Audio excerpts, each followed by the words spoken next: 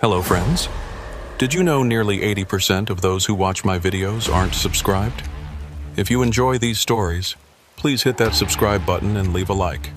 It really helps. Thank you for being here. By the way, where are you watching from? Let me know in the comments. The Nevada desert in July is a special kind of hell. The asphalt shimmers like water that doesn't exist, and the heat makes your brain feel like it's cooking inside your skull. My name is Ambrose Whitlock, and I've been driving these roads for 12 years. Long enough to know every mile marker, every rest stop, every quirk of the desert. Or so I thought. It was a Tuesday night around 11:30 when everything went sideways. I was hauling a load of electronics from Reno to Las Vegas, a route I'd done hundreds of times. The AC in my rig was working overtime, fighting against the heat that still radiated from the pavement even hours after sunset. The stretch between Tonopah and Goldfield is particularly desolate. Nothing but sagebrush and Joshua trees for miles in every direction. No cell service either. Just you, the road, and whatever thoughts keep you company in the dark. I'd been driving for about 6 hours straight when I saw it. A faint glow off to the right, maybe a quarter mile from the highway. At first, I thought it was a trick of the light. Desert mirages don't just happen during the day. Your tired eyes can play all sorts of games with you at night. But as I got closer, the glow became more distinct. It was coming from a building, an old diner by the looks of it. The neon sign was partially lit, casting pink and blue shadows across the desert floor. I could make out part of the name, SSLVRDSRT Dinar. Half the letters were burned out. Now, here's the thing. I know this stretch of road like the back of my hand. There's never been a diner here, not in all my years of driving this route. The nearest food stop is at least 40 miles in either direction. My stomach growled, reminding me I hadn't eaten since breakfast. The protein bars in my cab weren't going to cut it, and something about the place pulled at me. Maybe it was curiosity, maybe it was hunger, maybe it was something else entirely. I slowed down, checking my mirrors. No traffic behind me, none ahead. The desert was empty except for me and this impossible diner. Against my better judgment, I pulled off the highway onto a dirt road I swear hadn't been there before. The gravel crunched under my tires as I rolled into the parking lot. There were no other vehicles, which should have been my first real warning. What diner stays open this late with no customers? But the lights were on inside, warm and inviting through the dusty windows. I parked the rig and sat there for a moment, engine idling. Something felt off about the whole situation. The building looked old, really old, like it had been sitting here since the 50s, slowly being eaten by the desert. The metal siding was rusted in places, and the windows were clouded with years of dust and grime. But through those windows I could see movement. Someone was definitely inside. I grabbed my wallet and keys, leaving the truck running. Just a quick stop, I told myself. Grab some food and get back on the road. The delivery deadline was tight, and I couldn't afford to waste too much time. The door to the diner was heavy, and it groaned when I pushed it open. A bell chimed overhead, the sound sharp in the quiet night. Inside, the place was exactly what you'd expect from an old roadside diner. Red vinyl booths, checkered floor, a long counter with swivel stools. The smell hit me immediately. Coffee, grease, and something else. Something sweet and slightly off, like fruit that's just starting to turn. "Evening, hun." The voice made me jump. Behind the counter stood a woman, maybe 60 years old, with graying hair pulled back in a tight bun. She wore a classic waitress uniform, complete with a name tag that read Minerva. Minerva Blackwood, to be exact. The tag looked new, but her uniform was faded and worn. "Didn't expect anyone this late," she said, her smile not quite reaching her eyes. but we're always happy to serve a hungry traveler. I nodded, still taking in the strange atmosphere of the place. The fluorescent lights hummed overhead, casting everything in a harsh, greenish tint. A jukebox in the corner played something I couldn't quite identify. The tune was familiar but wrong somehow, like a song played in a different key. "Coffee?" Minerva asked, already pouring a cup without waiting for my answer. "Sure," I said, sliding onto one of the counter stools. The vinyl squeaked under my weight. "And maybe something to eat, what's good?" She set the coffee in front of me. The mug was hot, almost too hot to touch, and steam rose from the dark liquid inside. "Everything's good here, but the special tonight is meatloaf. Comes with mashed potatoes and green beans. Fresh made today." Fresh made. I looked around the empty diner again. Who makes fresh food for a place with no customers? But my stomach was past caring about logic. "That sounds perfect." Minerva disappeared through a door marked kitchen, leaving me alone in the dining area. I sipped the coffee, which was surprisingly good. Strong and bitter, just how I liked it. The caffeine helped clear some of the road fog from my brain, but it also made me more aware of how strange this all was.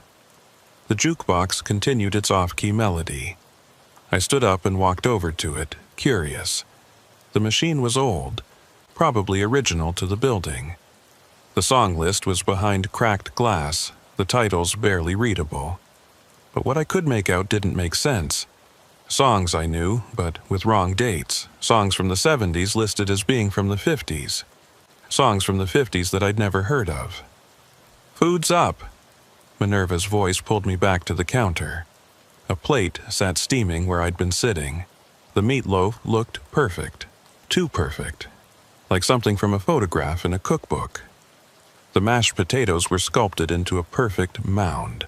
Not a lump in sight. The green beans were bright green, almost glowing under the fluorescent lights. "Looks great," I said, sitting back down. Minerva watched me, that same not quite right smile on her face. I picked up the fork and took a bite of the meatloaf. The taste was incredible. Better than anything I'd had at a roadside diner. Better than most home-cooked meals I'd eaten. It was perfectly seasoned, perfectly cooked, perfectly everything. But as I chewed, something nagged at me. The texture was slightly off. Not bad, just different. Like the meat wasn't quite what I expected. I pushed the thought aside and kept eating.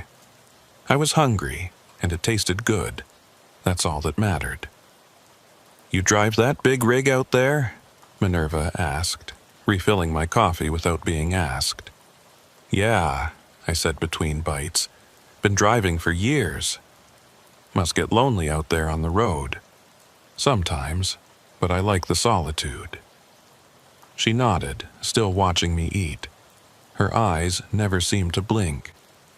"We get a lot of truckers through here. They all say the same thing. Like the quiet, like being alone, until they don't." I looked up from my plate. "What do you mean?" "Oh, nothing really. Just that everyone needs company sometimes. Human connection, someone to talk to." She leaned on the counter, closer to me.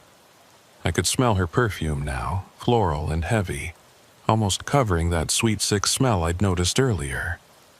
"I guess," I said, suddenly uncomfortable. I focused on finishing my meal, wanting to get back on the road. The food was settling heavy in my stomach now, and I was starting to feel drowsy. Too drowsy for just having drunk coffee. "You feeling all right, hun?" Minerva asked. Her voice sounded distant, like she was speaking from the other end of a tunnel. I tried to answer, but my tongue felt thick in my mouth. The room started to spin slightly, the fluorescent lights creating trails when I moved my head. I gripped the counter, trying to steady myself. "Maybe you should rest a bit," Minerva said. "We've got rooms in the back. Lots of truckers rest here." Rooms? This was a diner, not a motel.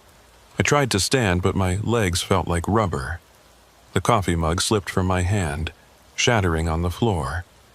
The sound echoed strangely, like it was bouncing off walls that were miles away. "Easy there," a new voice said. Male, deep, coming from somewhere behind me. I turned my head, the motion taking enormous effort. A man stood in the doorway to the kitchen. Tall, thin, wearing a cook's apron that was pristine white except for dark stains around the edges. His face was pale, almost gray, and his eyes were the same not quite right as Minerva's. "This is Silas," Minerva said. "Silas Grimm. He's our cook. Makes everything from scratch." Silas smiled, revealing teeth that were too white, too straight. "Secret family recipes," he said. "Passed down for generations." I tried to speak, to tell them I needed to leave, but the words wouldn't come. My vision was starting to blur around the edges, darkness creeping in from the periphery. The last thing I saw clearly was Minerva and Silas standing side by side, watching me with those unblinking eyes. "Don't worry," Minerva said, her voice now sounding like it was coming from inside my own head. "You're going to be our guest for a while. We take very good care of our guests." The darkness rushed in then, and I felt myself falling. Not onto the floor, but through it, down into something deeper and darker than the desert night outside. The jukebox music followed me down, that wrong key melody becoming a lullaby for unconsciousness. But even as I fell, one thought pierced through the growing fog in my mind. The diner hadn't been here before. I was sure of it. This road, this exact spot, I'd driven past it 1,000 times. There had never been a diner here. So where exactly was I? I woke up to the sound of my own breathing. Heavy, ragged, like I'd been running for miles. My mouth tasted like copper and dirt, and my head felt like someone had taken a sledgehammer to it. The first thing I noticed was the ceiling. Water stains spread across it like a map of some unknown continent, brown and yellow against cracked white paint. This wasn't my truck. This wasn't anywhere I recognized. I tried to sit up, but my body moved like it was filled with wet sand. Every muscle ached. The room spun for a moment before settling into focus. I was lying on a narrow bed with springs that dug into my back. The walls were wood paneling, warped with age and moisture. A single window showed nothing but darkness outside. The events at the diner came flooding back. The food. Minerva Blackwood and Silas Grimm. The way everything had gone fuzzy and wrong. They'd drugged me. That had to be it, something in the food or the coffee. I forced myself to stand, using the wall for support. My keys were gone. So was my wallet. My phone, too. They'd taken everything. The room had one door, painted white but peeling, revealing layers of different colors underneath like geological strata. I tried the handle, locked from the outside. Panic started to set in, but I pushed it down. Panic wouldn't help. I needed to think clearly. I was Ambrose Whitlock. I'd been driving for 12 years, and I'd gotten out of bad situations before. This was just another problem to solve. The window was my next option. It was small, maybe 2 feet by 2 feet, but I might be able to squeeze through. I pressed my face against the glass, trying to see outside. Nothing but desert and the faint outline of mountains in the distance. No lights, no roads visible. But there, maybe 50 yards away, I could make out the shape of my rig. They hadn't moved it far. The window was painted shut, years of paint sealing it closed. I looked around the room for something to pry it open with.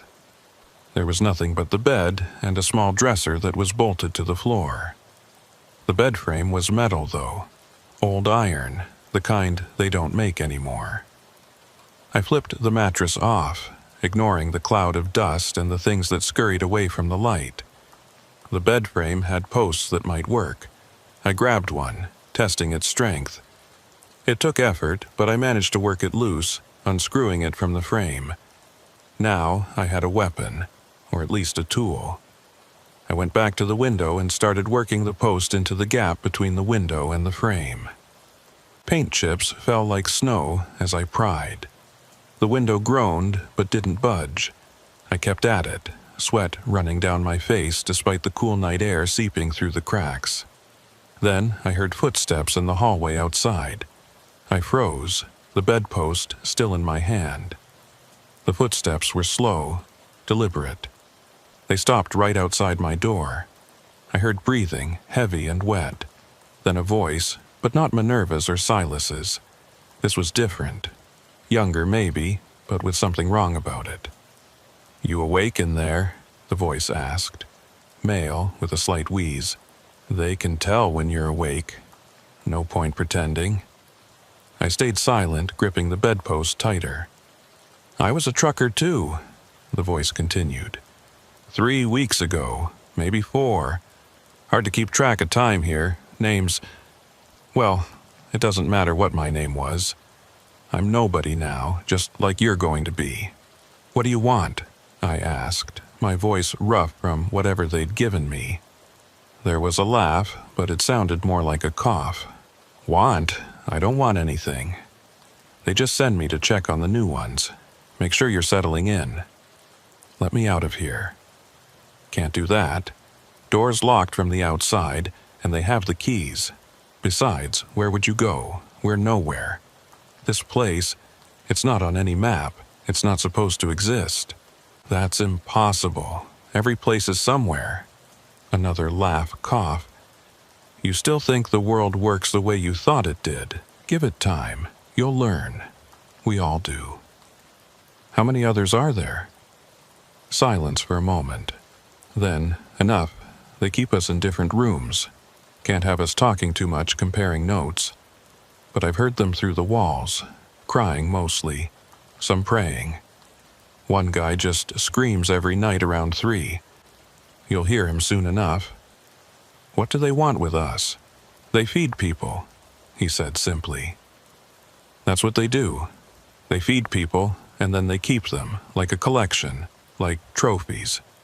But it's more than that. They're changing us somehow. The food, it does things to you. You'll see." I moved back to the window, working the bedpost into the gap with renewed urgency. "I'm getting out of here." "Sure you are. We all thought that at first. But the window's too small, even if you get it open. And even if you squeeze through, where you gonna go? Your truck won't start. They did something to it. All our trucks are out there, just sitting in the desert like metal tombstones." The window cracked, not much, just a small fracture in the glass, but it was progress. I kept working. "They'll be coming soon," the voice said. "With more food. You won't want to eat it, but you will. The hunger gets to you eventually, and once you eat enough of it, you stop wanting to leave. You start to understand that this is where you belong now. You're insane. Maybe, probably, but I'm also right, you'll see." The footsteps started again, moving away down the hall. Then they stopped, and the voice came one more time. Fainter now. "Oh, and don't bother trying to break the window. Even if you do, they'll hear it. They hear everything." I kept working anyway. What else was I going to do? The crack in the window grew longer, spreading like lightning across the glass. If I could break it cleanly, maybe I could minimize the noise. But as I worked, I heard other sounds. From the rooms around me. Soft crying from one direction. Mumbling from another. And from somewhere below, the sound of a jukebox playing that same wrong-key music from the diner. The window finally gave way with a sharp crack. Not the whole thing, just a section about the size of my hand. Cool air rushed in, carrying the scent of sage and dust. I carefully removed the broken pieces, trying not to cut myself.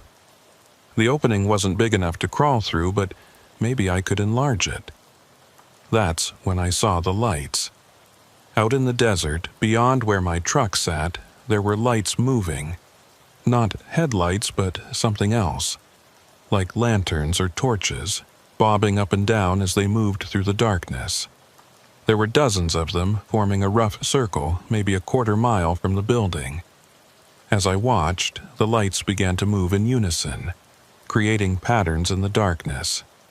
It was hypnotic, almost beautiful, until I realized they were getting closer. Whatever was carrying those lights was heading toward the building. Toward me. I backed away from the window, my heart hammering. This was worse than I'd thought. This wasn't just two crazy people running some twisted operation. This was something bigger, something organized. A key rattled in the lock. I spun around, raising the bedpost like a club. The door opened slowly, and Minerva Blackwood stood there, still in her waitress uniform, still wearing that not-quite-right smile. Behind her stood Silas Grimm, and behind him, in the shadows of the hallway, I could see other figures. Tall, thin, moving with that same deliberate slowness. "Now, now," Minerva said, her voice sweet like spoiled honey. "No need for violence. We're all friends here. Stay back," I warned, gripping the bedpost tighter. "You broke the window," she observed, not seeming particularly concerned. "That's going to make the room cold. But don't worry. We'll move you to a better one. One without windows. Some of our guests find windows troubling." "I'm not your guest, I'm your prisoner." Such harsh words. She stepped into the room, and I could smell that floral perfume again. So strong it made my eyes water. "We prefer to think of it as hospitality. You were hungry, we fed you. You were tired, we gave you a place to rest. Isn't that what hospitality is? You drugged me." "We prepared you," Silas corrected, his voice flat and emotionless. "The transformation requires preparation. Your body needs to be receptive." "Transformation? What transformation?" Minerva's smile widened, showing too many teeth. "You'll understand soon. Everyone does eventually. Fighting it just makes it harder, more painful. But if you accept it, embrace it, it can be almost pleasant." I swung the bedpost at her, but my movements were sluggish, like I was moving through water. She stepped aside easily, and Silas grabbed my wrist with surprising strength.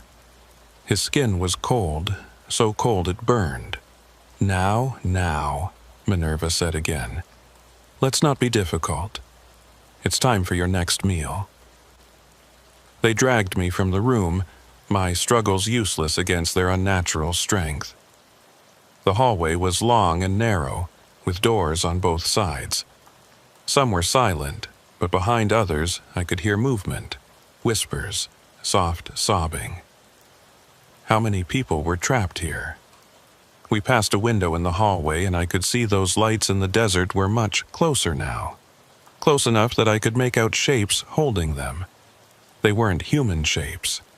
They were too tall, too thin, moving in ways that hurt to watch. "Our family," Minerva said, noticing where I was looking. "They come to witness each new addition, to welcome you home." "This isn't my home." "Not yet," she agreed. "But it will be. Give it time. Everyone comes to love it here eventually, even the ones who fight the hardest. Especially them, actually. They make the most devoted family members once they turn." They brought me to another room. This one larger, with a table set for dinner. The same fluorescent lights, the same checkered floor. It was like a piece of the diner had been transplanted here. On the table was a plate of food. It looked like pot roast this time, with carrots and potatoes. It smelled incredible, and despite everything, my stomach growled. "Eat," Silas commanded. "No." "You will," Minerva said, that sweet voice never wavering. "Maybe not today, maybe not tomorrow, but eventually the hunger wins, It always does. And each bite brings you closer to understanding, closer to becoming what you're meant to be. What are you? I asked. What are you really? She tilted her head, considering the question. We're feeders. We've always been feeders. Since before your highways were built, before your trucks were invented. We feed the hungry, and in return, they become part of us, part of the family. It's a fair trade, don't you think? You're insane. Perhaps. But we're also eternal, and soon you will be too. They left me in that room with the food for 3 days. I know because there was a clock on the wall, its second hand ticking away the hours with maddening precision. They'd taken the bedpost from me, removed anything I could use as a weapon or tool. Just me, the table, the chair, and that plate of pot roast that never seemed to spoil. The hunger started on the second day. Real hunger, the kind that makes your stomach feel like it's eating itself. I'd gone without food before on long hauls when money was tight. But this was different. This was agony. Every breath brought the smell of that meat, perfectly seasoned, practically begging to be eaten. I could hear others through the walls. The man who'd spoken to me that first night was right. There was someone who screamed every night at 3. Someone else who prayed constantly, the same prayer over and over until the words lost all meaning. And sometimes, worst of all, I heard laughter. Not crazy laughter, but genuine amusement, like someone was having the time of their life. On the third night, Minerva came back. She looked exactly the same as before. Same uniform, same hairstyle, same wrong smile. She sat across from me at the table, folding her hands in front of her like we were having a casual conversation. "You're stronger than most," she said. "Usually they break by the second day. But you truckers, you're a different breed. Used to hardship, used to being alone with your thoughts." "Go to hell," I managed, though my voice was weak from thirst. They'd left water, but I was afraid to drink it. Afraid it was drugged like everything else in this place. "Silas is impressed," she continued, ignoring my comment. "He says you have potential. Not everyone does, you know. Some people just fade. But you, Ambrose Whitlock, you could be special." "How do you know my name?" She laughed, a sound like wind chimes made of bones. "We know everything about you. Your roots, your schedules, your habits. We've been watching you for months, waiting for the right time. You're not random, dear. You're chosen. Chosen for what? To feed others, of course. That's what we do. We feed the hungry, and then they feed others, and the cycle continues. It's been this way for generations. My grandmother fed travelers on the old wagon trails. Her grandmother fed indigenous peoples before that. We adapt to the times, but the purpose remains the same. You're serial killers. Such a limited way of thinking. We don't kill anyone. We transform them, make them better, stronger, part of something greater than themselves." She reached across the table and touched the plate, sliding it closer to me. "All you have to do is eat." My stomach cramped violently at the sight of the food so close. What's in it? What are you feeding people? Does it matter? It's nourishment. It's survival. It's evolution. She stood up, smoothing her uniform. "I'll leave you to think about it. But remember, Ambrose, the longer you wait, the harder it becomes. Your body is already changing, already adapting to its new environment. Fighting it only causes pain." She left, and I was alone again with the food. The meat had a slight sheen to it now, like it was sweating. But it still smelled incredible. My hand shook as I reached for the fork, then pulled back. No, I wouldn't give in. I couldn't. But by the fourth day, I was delirious. The room spun when I stood. My tongue felt like sandpaper. The hallucinations started, shadows moving in the corners, whispers that might have been real or might have been my mind fracturing. And through it all, that damn clock kept ticking. That's when I heard something different. Not through the walls, but from outside. Engines, truck engines, multiple ones approaching from the highway. My heart leaped. Maybe someone had reported me missing. Maybe help was finally coming. I crawled to the door, pressing my ear against it. I could hear commotion in the building. Footsteps moving quickly, doors opening and closing. Minerva's voice, sharp and commanding, though I couldn't make out the words. Then, clear as day, I heard a voice I recognized. "Where is he? Where's Ambrose?" It was my dispatcher back in Reno, old Ray Carpenter, who'd been sending me on runs for 5 years. But how? How did he know where to find me? The door to my room flew open. Silas Grimm stood there, his pale face twisted with something that might have been anger or fear. "Get up," he commanded. "Now." I tried to stand but collapsed. 4 days without food had taken its toll. Silas grabbed me under the arms and hauled me up like I weighed nothing. He half carried, half dragged me down the hallway. We passed other open doors, and I caught glimpses of the other prisoners. They looked like I felt. Hollow-eyed, emaciated, broken. We emerged into the diner area, and I saw them. 3 truckers, big guys with baseball bats and tire irons. But they weren't moving. They stood frozen in place, their eyes wide with terror. And standing behind the counter, still smiling that horrible smile, was Minerva. "Gentlemen," she said sweetly, "how nice of you to join us for dinner." That is when I noticed the plates in front of them. Full plates, steam rising from fresh food, and their hands were moving slowly, mechanically, bringing forks to their mouths even as their eyes begged for help. "No!" I tried to shout, but it came out as a whisper. "Don't eat it." Too late. They were chewing, swallowing, their bodies acting against their will. Minerva watched with satisfaction as they ate every bite. "Your friends were so concerned about you," she said to me. "So we invited them to stay. The more the merrier, don't you think?" The 3 truckers finished their meals and stood up in unison. The terror in their eyes was replaced by something else, emptiness. Like someone had reached inside and scooped out everything that made them human. "Take them to their rooms," Minerva instructed Silas. "Let them rest.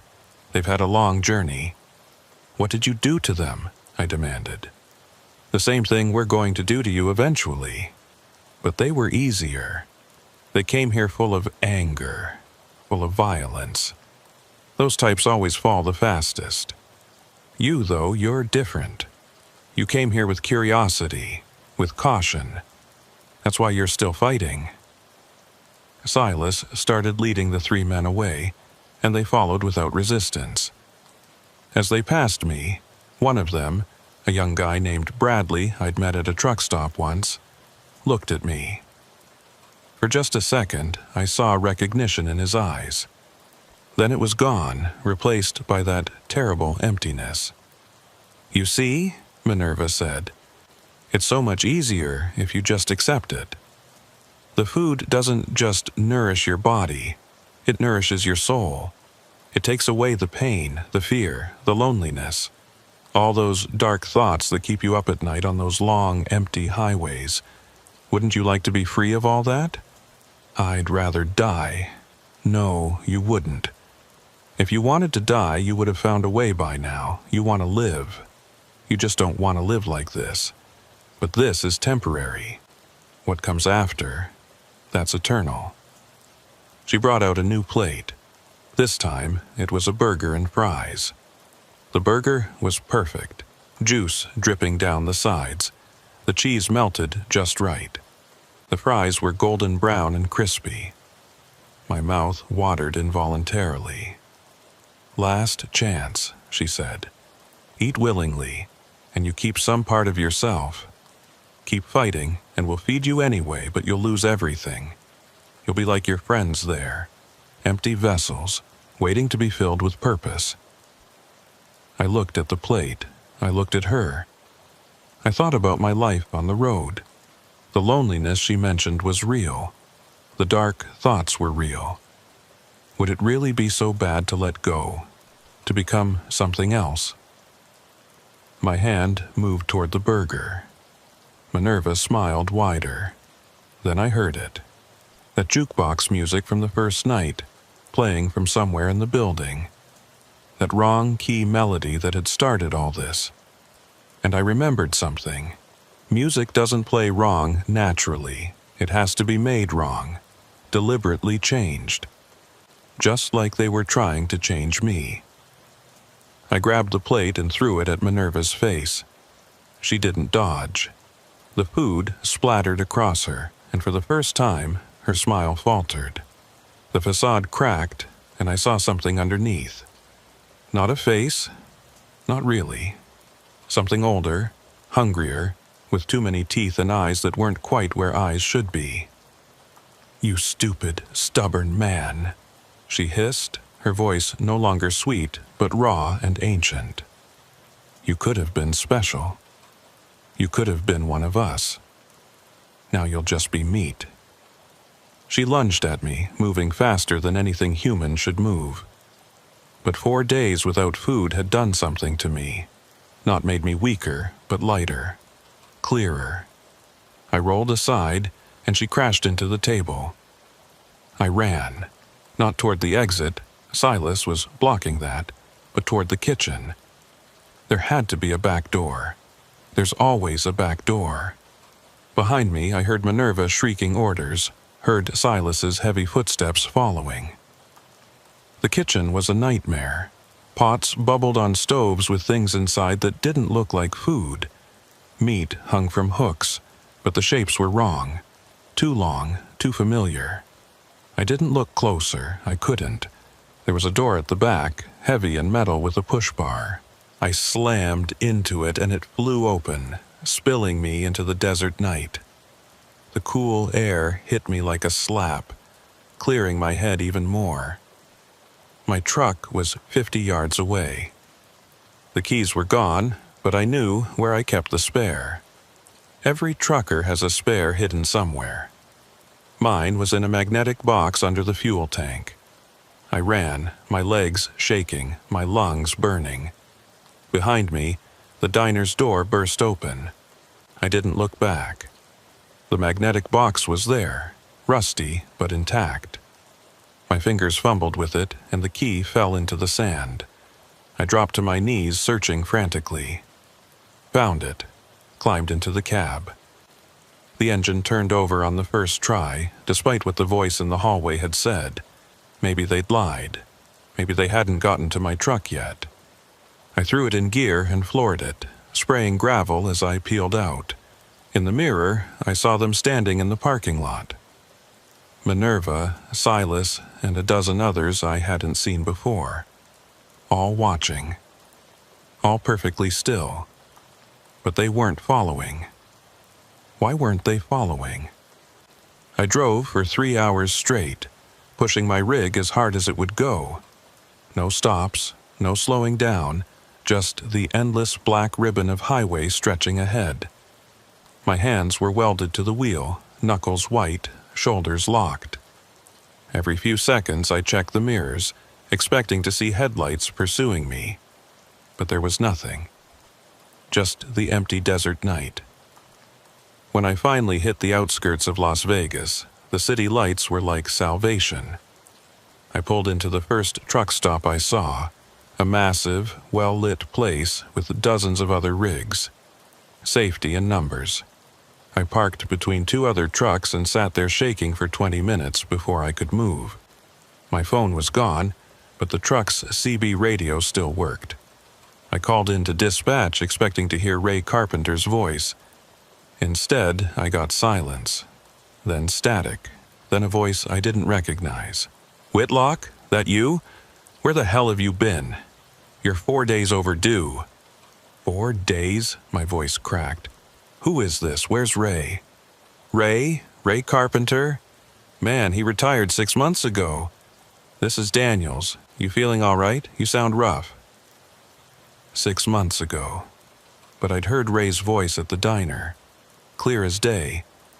He'd come looking for me with those other truckers, hadn't he? I need to report something, I said. There's a place out in the desert. A diner. People are being held there against their will. A diner?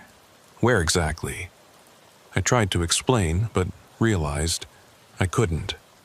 The exit I'd taken, the road to the diner, I couldn't remember the mile markers. It was like trying to recall a dream, the details slipping away the more I reached for them. Never mind, I said. I'll file a report when I get in. I delivered my load 12 hours late. The client was furious, but I didn't care. I was alive. That was all that mattered. The company docked my pay and put a note in my file, but they didn't fire me. Good drivers were hard to find, and I'd been reliable for years. I never filed that report. What would I say? That a diner that shouldn't exist had tried to turn me into something inhuman? That I'd been held captive by people who fed travelers mysterious food? They'd think I was crazy. Maybe I was. I tried to find the place again. Not to go back, God, no, but to prove to myself it was real. I drove that stretch of highway between Tonopah and Goldfield a dozen times over the next month. I never found the exit, never saw the glow of neon lights in the desert. It was like it had never existed, but I knew it had. The weight I'd lost during those 4 days, the marks on my wrists from where Silas had grabbed me, the nightmares that woke me up at 3 a.m. every night, those were real. I started researching, spending hours at libraries and on library computers in the towns I stopped in, looking for missing truckers, unexplained disappearances on Nevada highways. There were more than you'd think. Way more. Singles and pairs vanishing without a trace. Trucks found abandoned, sometimes with the engines still running.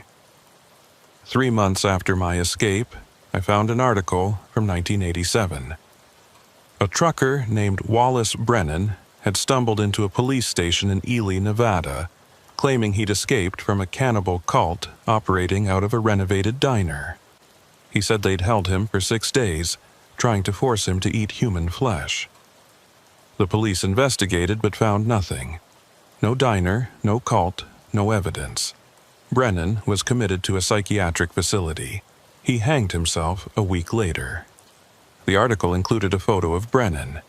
He looked exactly like I felt. Hollow-eyed, haunted, desperate to be believed. I kept digging. Found similar stories going back decades, different details but the same core elements. A diner in the desert. People who weren't quite right. Food that was too perfect. Truckers who escaped but could never find the place again. Then, 6 months after my escape, I found something that made my blood run cold. It was a photo from 1952, from a newspaper archive in Carson City. The headline read, "New Diner Opens on Highway 95." It showed a group of people standing in front of a pristine new building. The Silver Desert Diner, the sign read clearly. And there, in the front row, wearing a waitress uniform and that same not-quite-right smile, was Minerva Blackwood. Exactly the same, not aged a day in over 70 years. Standing next to her, in a cook's apron, was Silas Grimm. The caption listed their names, along with the others. All the names were different back then, but the faces... I recognized some of those faces. They'd been in the hallway that night, moving in the shadows. I stopped researching after that. Some knowledge is too heavy to carry. I changed routes, started driving East Coast runs only. Stayed away from the desert, from those long, empty stretches of highway where reality seems thin. But it didn't matter. They'd marked me, somehow. I could feel it. The food craving started about a year later. Not for normal food, but for meat. Specific meat. The kind that looked too perfect, tasted too good. I'd find myself at truck stop diners, staring at other customers' plates, my mouth watering in ways that frightened me. Then came the dreams, not nightmares anymore, but something worse. Dreams where I was back at the Silver Desert Diner, sitting at the counter, eating that meatloaf. And in the dreams, it tasted even better than I remembered. I'd wake up with the flavor still in my mouth, my stomach growling for more. 2 years after my escape, I saw her again. Not in Nevada, but at a rest stop in Pennsylvania. 2 a.m., foggy night, nearly empty parking lot. I was refilling my coffee when I glanced through the window, and there she was. Minerva Blackwood, standing by my truck, just watching the diner, waiting. I dropped the coffee, the mug shattering on the floor. When I looked again, she was gone. But there was a note under my windshield wiper. Just 4 words. "You'll come back eventually." She was right. The hunger was getting worse. Normal food started tasting like ash. I was losing weight again, my body rejecting everything except what I couldn't have, what I wouldn't let myself want. I started seeing them more often after that. Silas at a way station in Ohio. Minerva at a fuel stop in Indiana. Other faces I recognized from that night, scattered across the country like they were following me, or waiting for me to break. 3 years now. 3 years since I escaped the Silver Desert Diner. I'm writing this in a motel room in Missouri, trying to document what happened while I still can, while I'm still me, because I can feel it happening. The change Minerva talked about. My teeth feel different, sharper. My eyes see better in the dark. And the hunger, God, the hunger never stops now. I catch myself looking at other drivers differently. Not as people, but as something else. Something that needs to be fed. I know what I'm becoming. I've known for months now. The food at the diner, even the little I consumed that first night, it did something to me. Changed me at some fundamental level. I'm turning into one of them. Slowly, fighting at every step of the way, but inevitably. Last week, I found myself on Highway 95 again. I'd told myself I was taking a shortcut, but that was a lie. I was looking for the exit, looking for the diner.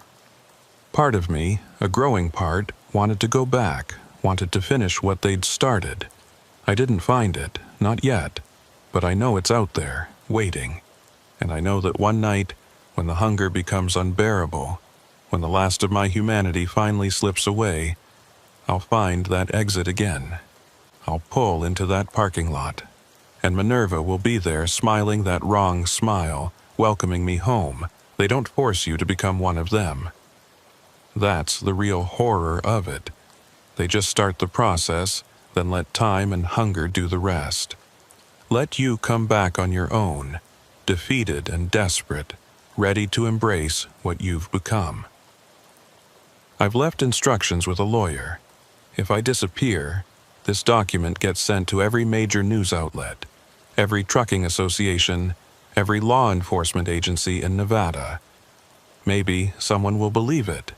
Maybe someone will investigate. Maybe they'll find the Silver Desert Diner and shut it down. But I doubt it, because I'm starting to understand now. The diner doesn't stay in one place. It moves, appears where it's needed, where hungry travelers pass through. It's not a building, it's a trap, a web, and once you're caught in it, even if you escape, you're never really free.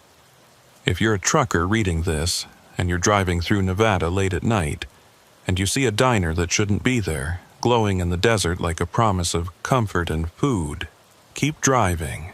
Don't stop. Don't even slow down.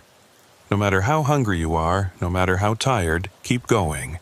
Because the Silver Desert Diner doesn't just feed you, it feeds on you. And once it has a taste, it never lets go. I can hear them calling me now, not with voices, but with something deeper. A pull in my bones, in my blood. The hunger is so strong I can barely think. I know what I have to do to make it stop. I know where I have to go. I'm sorry, I tried to fight it. I tried to warn you, but I'm so very, very hungry, and only they know how to feed what I've become. October in the Nevada desert is deceptive. The days still burn hot enough to make you sweat through your shirt, but the nights turn cold without warning.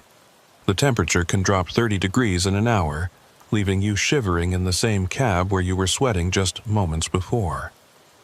My name is Cassius Thornfield, and I've been running freight through these desert highways for 18 years. 18 years of watching the seasons change, of learning every curve and straightaway, every truck stop and way station. You'd think after all that time, nothing could surprise you anymore. You'd be wrong. It was a Wednesday night just past 10 o'clock.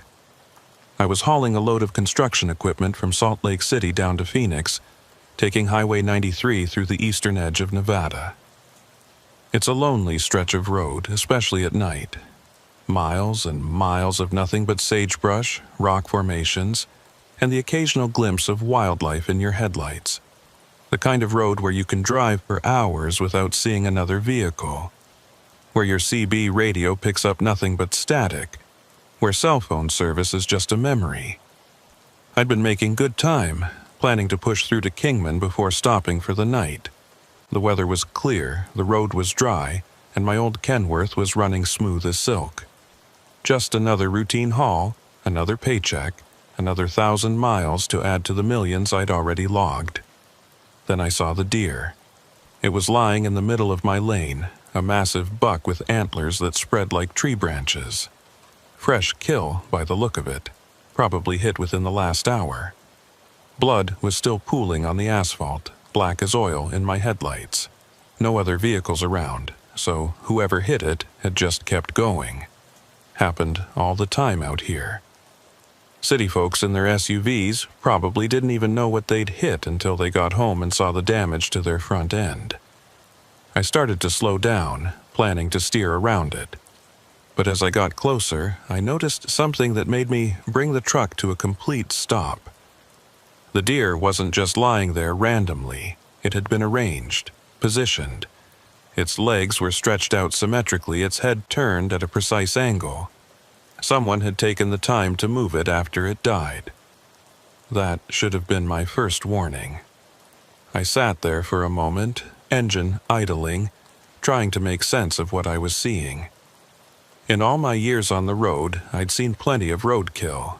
Deer, elk, coyotes, even the occasional cow that had wandered through a broken fence. But I'd never seen one arranged like this. It looked almost ceremonial, like some kind of offering or warning. The smart thing would have been to drive around it and keep going, but the way it was positioned, right in the center of the lane, there wasn't much room to maneuver. The shoulder was soft sand on the right, a drop-off on the left. With a fully loaded trailer, I couldn't risk it. I was going to have to move the deer. I grabbed my work gloves and a flashlight from the cab, then climbed down. The night air was crisp, carrying the scent of sage and something else, something metallic and wrong. Blood, obviously, but mixed with something chemical, like antifreeze or formaldehyde. As I walked toward the deer, my flashlight beam swept across the road. That's when I saw the other things, small, white objects scattered around the carcass, forming a rough circle. At first, I thought they were rocks or trash, but as I got closer, I realized what they really were. Bones. Small bones, picked clean and bleached white, arranged in patterns I couldn't understand. My skin started to crawl. This wasn't just weird anymore, this was deliberate. Someone had done this on purpose, turned this stretch of highway into some kind of macabre display. But why? And more importantly, were they still around? I swept my flashlight across the desert on both sides of the road. Nothing but shadows and scrub brush. But shadows can hide a lot in the desert. I'd learned that the hard way over the years. The open space that looks empty during the day becomes a maze of hiding spots at night. I decided to work fast, get the deer off the road, and get out of there. I bent down, grabbed the buck's front legs, and started to pull. It was heavier than I expected, probably 200 pounds of dead weight. As I dragged it toward the shoulder, something fell out from underneath it. A human hand. I dropped the deer and stumbled backward, my heart hammering in my chest. The hand was pale, almost gray in the flashlight beam, with dirt caked under the fingernails. It was attached to an arm, which disappeared back under the deer's body. There was a person under there. A dead person. My first instinct was to run, get back in my truck and drive away as fast as possible. Pretend I'd never seen any of this, but I couldn't. If someone was hurt, if there was even a chance they were still alive, I had to check. That's just basic human decency. I took a deep breath, steadied my nerves, and went back to the deer. Working quickly, I rolled the carcass to the side, revealing what was underneath. It was a woman, young, maybe mid-20s. She was wearing jeans and a torn flannel shirt. Her eyes were closed, her face peaceful, like she was sleeping. But the amount of blood pooled beneath her told a different story. She'd been dead for a while. I reached for my cell phone, hoping against hope that I might have a signal. Nothing. Not even a single bar. I was going to have to drive to find help, to find somewhere I could call the police. But first, I needed to check for identification. The police would want to know who she was. I knelt beside her, trying not to look at the wounds on her torso, trying to stay clinical and detached. Her pockets were empty. No wallet, no phone, nothing. That's when I noticed the tattoo on her wrist. A black crow in flight, incredibly detailed. Below it, a name in cursive script. Isadora. Isadora Crow. Somehow, even then, I knew that name was going to haunt me. I stood up, ready to head back to my truck, when I heard it. The sound of an engine approaching from the north. Finally, I thought. Another driver.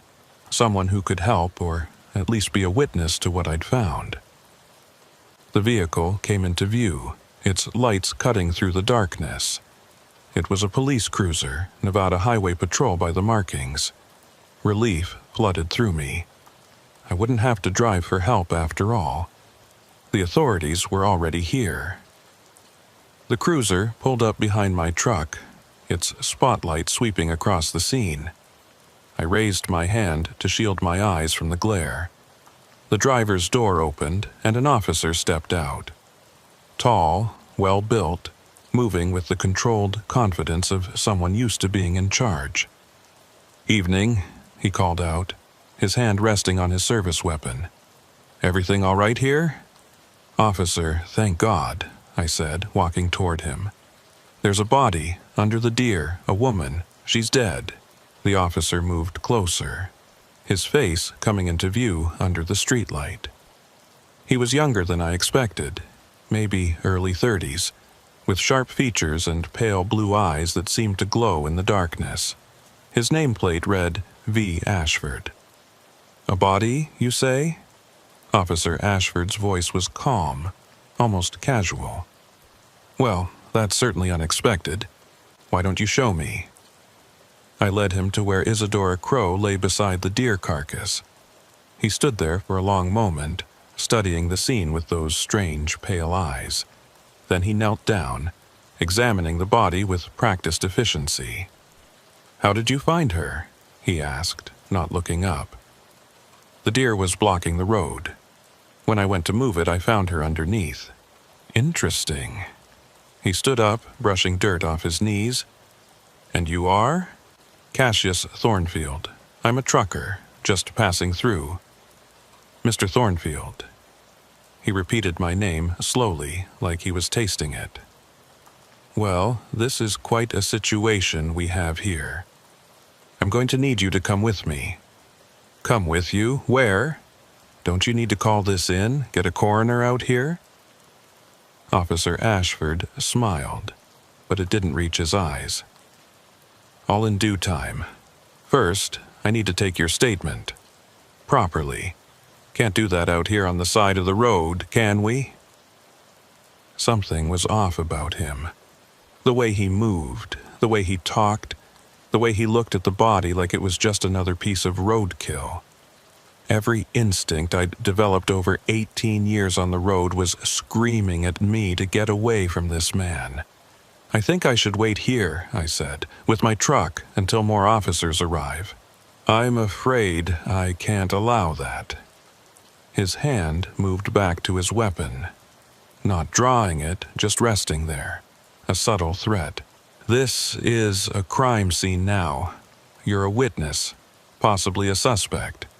I need you to come with me. A suspect? I just found her. I was trying to help. Of course you were. That cold smile again. But you understand, I have to follow procedure. Now, are you going to come willingly, or do I need to make this official? I looked at his cruiser, then back at my truck. Something was very wrong here. But what choice did I have? He was a cop. I had to comply. Let me just lock up my rig, I said. Leave it. It'll be fine. He put his hand on my shoulder, his grip firm. Too firm. We won't be long. As he guided me toward his cruiser, I took one last look at Isadora Crow's body lying in the road. The bones I'd seen earlier, the arranged deer, the positioned corpse, it was all connected somehow. And Officer Virgil Ashford, with his pale eyes and cold smile, was part of it. I just didn't know how big a part yet. The inside of his cruiser smelled wrong. That's the first thing I noticed. It should have smelled like coffee and disinfectant, maybe a hint of cigarette smoke. Every cop car I'd ever been in had that same institutional smell, but this one smelled like copper and dirt, with an underlying sweetness that made my stomach turn. Buckle up, Ashford said, starting the engine. Safety first. He pulled away from my truck, heading south on Highway 93, the wrong direction for the nearest police station, which was north in Ely. I knew, because I'd been there once, years ago, to report a drunk driver who'd nearly run me off the road. Where are we going? I asked. Substation, he replied, his eyes fixed on the road. Closer than the main office.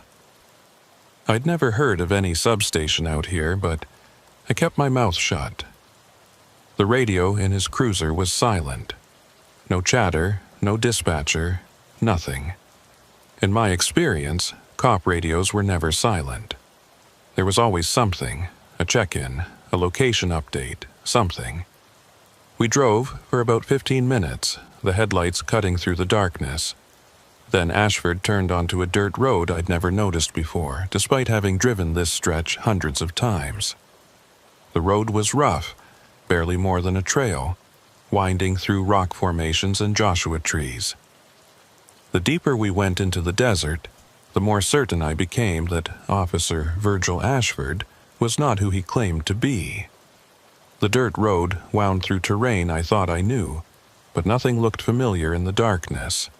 Every shadow could have been a rock formation or something else entirely.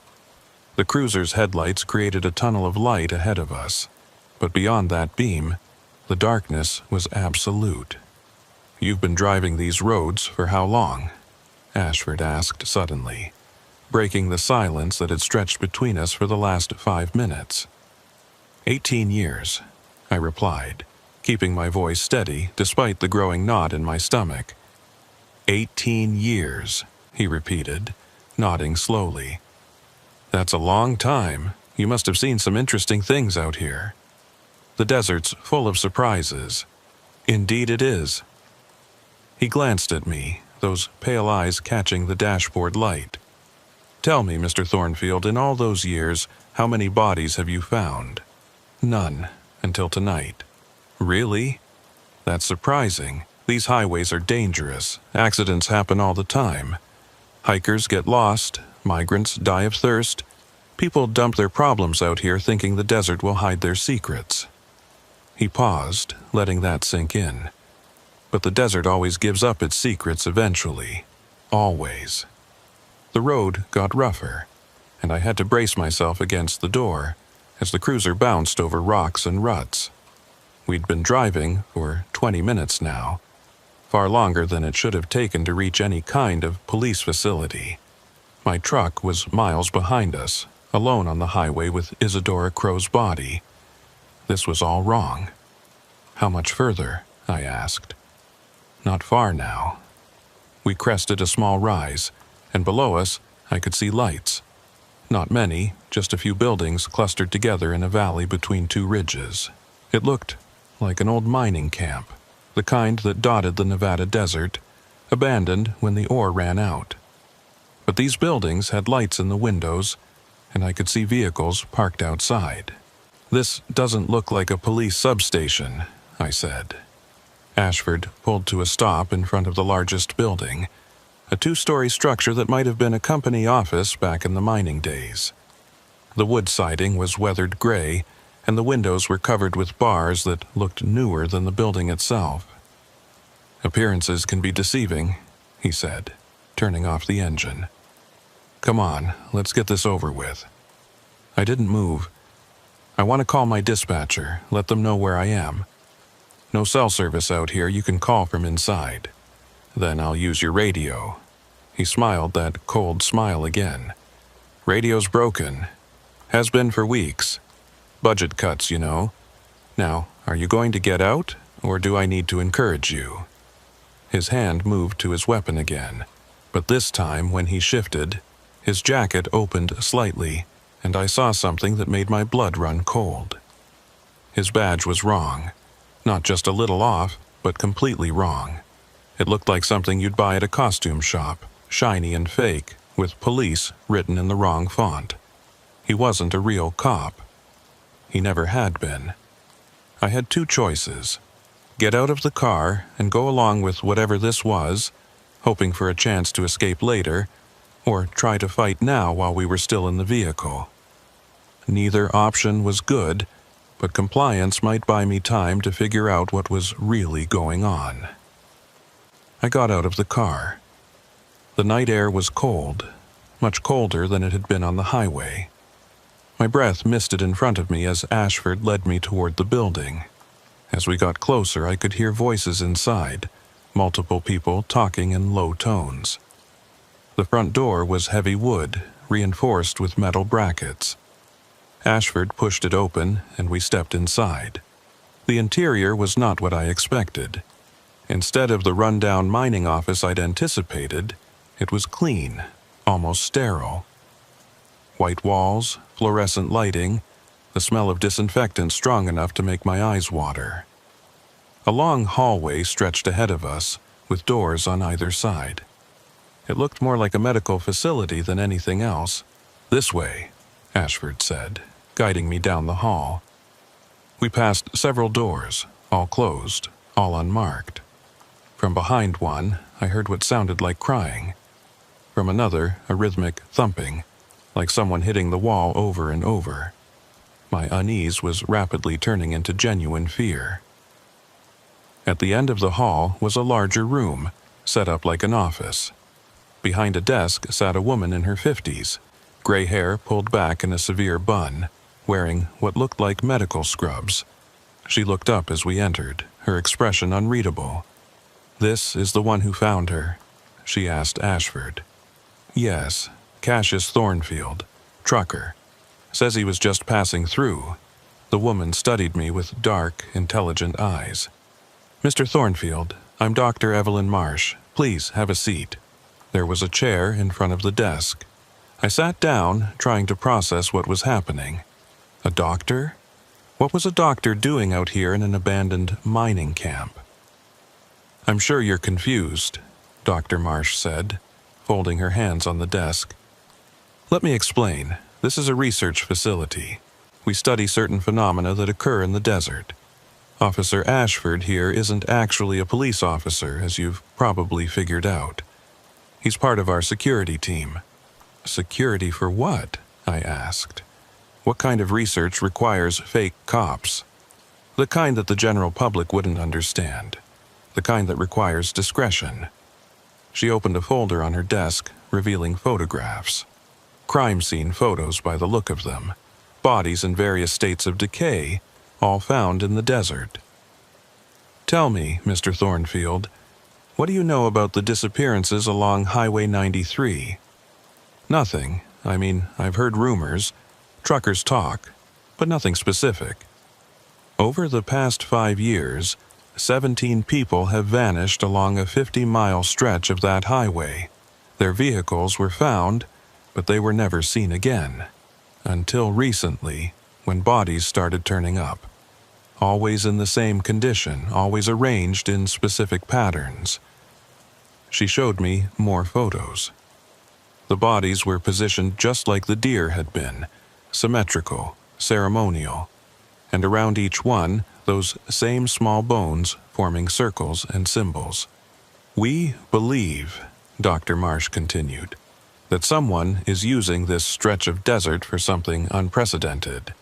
Not just murder, but something more complex. A kind of experiment, perhaps, or a ritual, we're not sure yet. And Isadora Crow was one of ours, and researcher who was investigating the patterns. She went missing 3 days ago. Dr. Marsh's expression tightened. Finding her body tonight was not unexpected, but it is unfortunate. So you're telling me you're some kind of private investigation team? Something like that. She stood up, walking to a cabinet against the wall. The question now, Mr. Thornfield, is what to do with you. What do you mean? I'm a witness. I found a body. I should be talking to the real police. The real police would contaminate the investigation. They'd bring in media attention, federal agencies. Everything we've worked for would be destroyed. She opened the cabinet, revealing rows of vials filled with clear liquid. No, I'm afraid we can't let that happen. My mouth went dry. You're going to kill me. Kill you? No, Mr. Thornfield. We're not killers. We're scientists, researchers. We're trying to understand what's happening out here to stop it. She selected one of the vials, holding it up to the light. But we do need to ensure your cooperation. And your silence. I won't tell anyone. I swear. Just let me go. I'm afraid it's not that simple. She nodded to Ashford, who moved behind my chair. I felt his hands on my shoulders, holding me in place. You see, whoever is doing this, whoever is arranging these bodies and conducting these rituals, they're not working alone. They have help. People who look normal, who blend in, who could be anyone. Even a trucker who's been driving these roads for 18 years. You think I'm involved? That's insane. Is it? You were alone on a deserted highway at exactly the right time to find the body. You knew exactly where to look. You didn't seem surprised by what you found. I was surprised. I called for help. You stood there examining the scene for several minutes before Officer Ashford arrived. What were you really doing, Mr. Thornfield? Checking your work? Making sure everything was positioned correctly? I tried to stand, but Ashford's grip was like iron. This is crazy. You can't just hold me here. Actually, we can. Dr. Marsh approached with the vial and a syringe. This is a mild sedative. It will help you relax while we verify your story. If you're telling the truth, you have nothing to worry about. And if you decide I'm not... She didn't answer, just nodded to Ashford again. I felt a sharp pain in my neck as the needle went in. The world immediately began to blur around the edges. The truth always comes out, Mr. Thornfield, Dermarsh said, her voice seeming to come from very far away, one way or another. The last thing I saw before the darkness took me was a map on the wall behind her desk. A map of Highway 93 with red pins marking locations. 17 pins for 17 disappearances. But there were other colors too. Blue pins, green pins, yellow pins. Dozens of them scattered across the desert. Whatever was happening out here was bigger than just 17 missing people. Much bigger. When I woke up, I was in a different room. This one had no windows, just white walls and a single fluorescent light that hummed constantly. I was lying on a narrow cot, still wearing my clothes but missing my boots and belt. My head felt like it was stuffed with cotton, and my mouth tasted like copper. I sat up slowly, waiting for the room to stop spinning. There was a door, metal with a small window at eye level. I stumbled over to it and looked out. Another hallway, this one narrower than the first. I tried the handle. Locked, of course. "Hey!" I shouted, my voice hoarse. "Hey, someone! Let me out!" No response. I pounded on the door, the sound echoing off the walls. Still nothing. I went back to the cot and sat down, trying to think through the fog in my brain. How long had I been out? Hours? Days? There was no way to tell. No clock, no window to judge the time by. Then I heard something. Footsteps in the hallway getting closer. Not the measured pace of Ashford or Dr. Marsh, but something shuffling, uneven. The footsteps stopped right outside my door. "Hello?" I called out. "You're awake?" The voice was female, young, familiar somehow. "Good. We don't have much time. Who are you?" "Someone who wants to get out of here as much as you do." There was a scraping sound, metal on metal. They think I'm sedated, but I've been spitting out the pills. Listen carefully. This place isn't what they told you. It's not a research facility. Then what is it? It's a cleanup operation. They're not investigating the disappearances. They're covering them up. The door clicked open. Standing in the hallway was a young woman in a hospital gown. She was thin, too thin, with dark circles under her eyes. But what made my blood run cold was the tattoo on her wrist. A black crow in flight. "You're Isadora Crow," I whispered, "but you're supposed to be dead." She smiled grimly. "That wasn't me you found under the deer. That was my sister, Isabella. Twins. They killed her 3 days ago when she came looking for me." Her expression hardened. "And now they're going to kill us both unless we get out of here right now." "How do we—" "Shh!" She held up a hand, listening.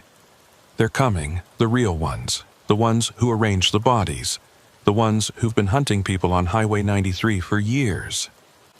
She grabbed my arm, her grip surprisingly strong. "Dr. Marsh and Ashford aren't researchers. They're facilitators. They provide the subjects." Subjects for what? For them. The feeders, the ones who've been here since before the mines, before the roads, before everything. The desert belongs to them, and we're just meat. Footsteps echoed from somewhere below us. Multiple sets, moving in unison. "Run," Isadora said. "Now." We ran down the hallway, our socks silent on the linoleum floor. Behind us, I could hear doors opening, voices calling out. But they weren't speaking English. It was something else, something that hurt to hear, like words being spoken backward and inside out. "This way," Isadora hissed, pulling me into a stairwell. We went up, taking the steps 2 at a time. My legs were still shaky from whatever they'd drugged me with, but adrenaline kept me moving. We burst onto the roof, the cold night air hitting us like a slap. The desert stretched out in all directions, dark and endless. Below, I could see vehicles gathered around the building. Not just Ashford's fake police cruiser, but vans, trucks, even what looked like an ambulance. "There," Isadora pointed to the edge of the roof. "Fire escape. It's our only chance." But as we ran toward it, figures emerged from the shadows. Not Ashford or Dr. Marsh, but others. They moved wrong, joints bending in ways that shouldn't be possible, their faces hidden in darkness, and their hands. Their hands had too many fingers. The subjects become them, Isadora whispered. After enough time, enough feeding, we become like them. That's what happened to the 17. They're not dead, they're changed. One of the figures stepped into the moonlight and I saw its face. It had been human once, but now it was something else. The features were stretched, distorted, the mouth too wide, the eyes too large. It opened that impossible mouth and spoke in a voice that sounded like grinding stone. Cassius Thornfield. You were chosen, just as Isadora was chosen, just as all who travel these roads are chosen. The desert must feed. The desert's not alive, I said, though even as I said it, I wasn't sure I believed it. Everything is alive, the thing replied. The rocks, the sand, the space between, and it's hungry, so very hungry. We are its mouth, its teeth, its throat. We consume so it may consume. More figures emerged, surrounding us. There was nowhere to run. The things that surrounded us on the roof weren't human anymore, but they had been once. I could see it in the way they moved, muscle memory fighting against their new forms. One of them still wore the remnants of a trucker's cap, stretched and torn to fit its elongated skull. Another had a wedding ring fused into a finger that had grown too large for it to ever come off. There's no point in running, the one who had spoken said. Its voice was getting easier to understand, as if my brain was adjusting to its wrongness. The desert has already marked you. You've breathed its air, walked its paths, eaten food grown from its soil. You belong to it now, just as we do. You're insane, I said, though the word felt inadequate. You're all insane. Insanity is a human concept, it replied. We've moved beyond such limitations. Isadora pressed close to me, her whole body trembling. They were like us once, she whispered. The missing truckers, the hikers, the tourists, they were taken, changed, turned into these things, and they help capture more people to continue the cycle. Why? I asked. What's the point? The thing that had been a trucker tilted its head at an impossible angle. The desert must grow. It must spread. Each person we take, each transformation, extends its reach. Soon, it won't just be Highway 93. It will be all the highways, all the roads, all the paths that cross this land. That's impossible. Is it? Dr. Marsh's voice came from behind us. She had emerged from the stairwell, along with Ashford and several others in medical scrubs. But now I could see they weren't quite right either. Their movements were too fluid. Their eyes reflected light like a cat's. Mr. Thornfield, you've driven these roads for 18 years. Haven't you felt it? The way certain stretches seem longer at night? The way your radio picks up stations that shouldn't exist? The way you sometimes see things in your mirrors that aren't there when you look back? I had felt those things. Every trucker had.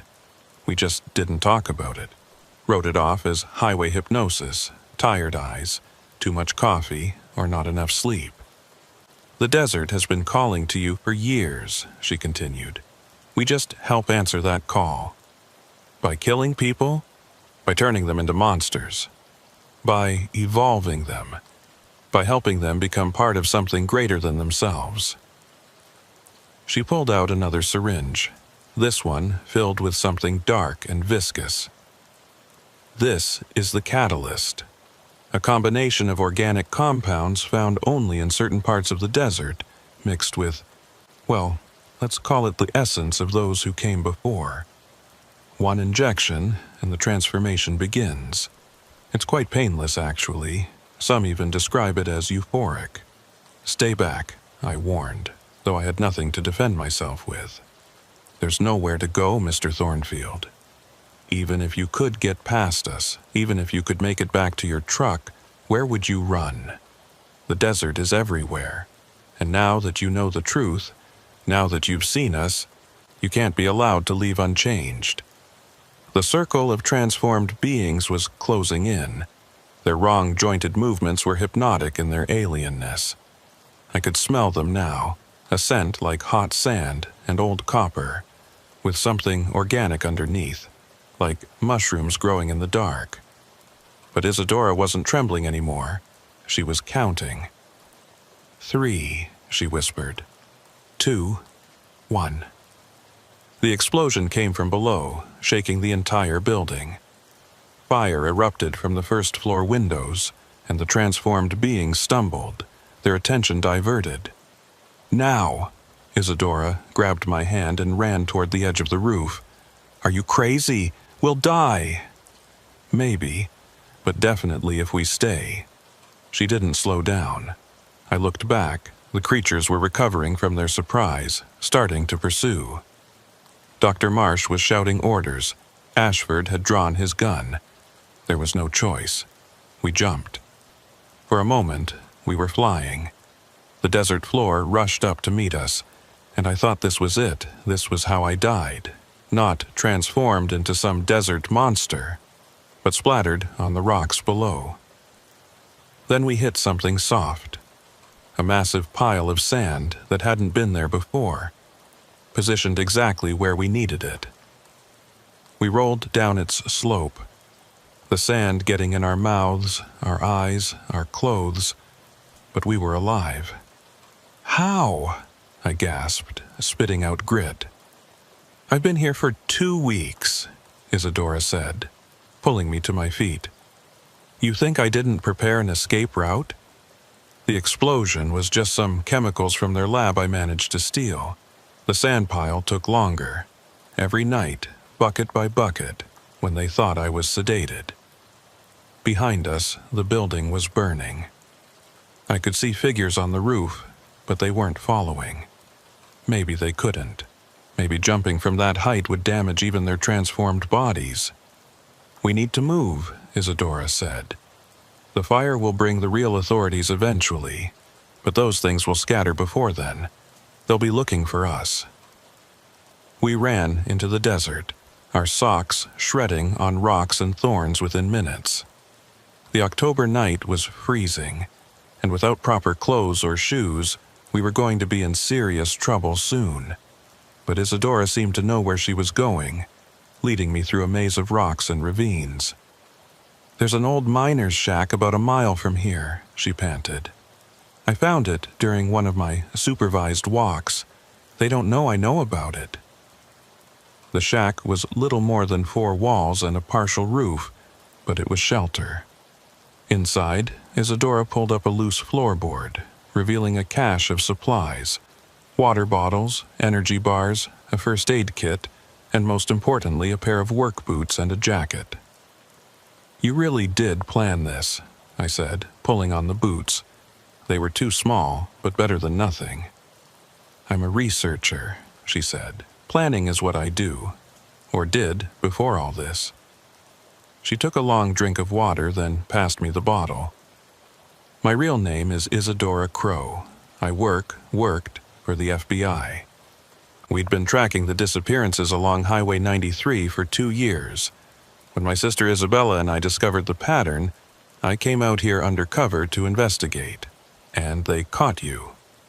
They were expecting me. Someone in the bureau tipped them off. These people, these things, they have connections everywhere. Trucking companies, police departments, government agencies. They've been building their network for decades. So, what do? Who do we trust? No one. We get to your truck if it's still there. We drive to Las Vegas to the media. We go public with everything. It's the only way to protect ourselves. They can't disappear us if everyone's watching. We waited until just before dawn, then started walking. Isadora knew the way back to Highway 93, had memorized it during her captivity. As we walked, she told me more about what she'd learned. The transformations aren't random, she said. They choose people who won't be missed immediately. Truckers on long hauls, Solo travelers, people with no close family. They keep them for weeks, sometimes months, slowly changing them with injections and feeding them things. What kind of things? You don't want to know, but it's part of the process. The diet changes your body chemistry, makes you more receptive to the transformation. That's why they have the fake diner scenarios, the arranged roadkill. It's all part of their hunting pattern. The diner, I said, remembering something. There are stories about a diner that appears and disappears on Highway 95. Truckers who stop there are never seen again. We know about that one. It's connected to this, part of the same network. The desert isn't just one entity, it's a colony spread across Nevada, parts of Arizona and Utah. Each group has its own hunting grounds, its own methods. We reached a ridge just as the sun was coming up, painting the desert in shades of gold and red. Below us, I could see Highway 93, and there, like a miracle, was my truck, still parked where I'd left it, though the deer and the body were gone.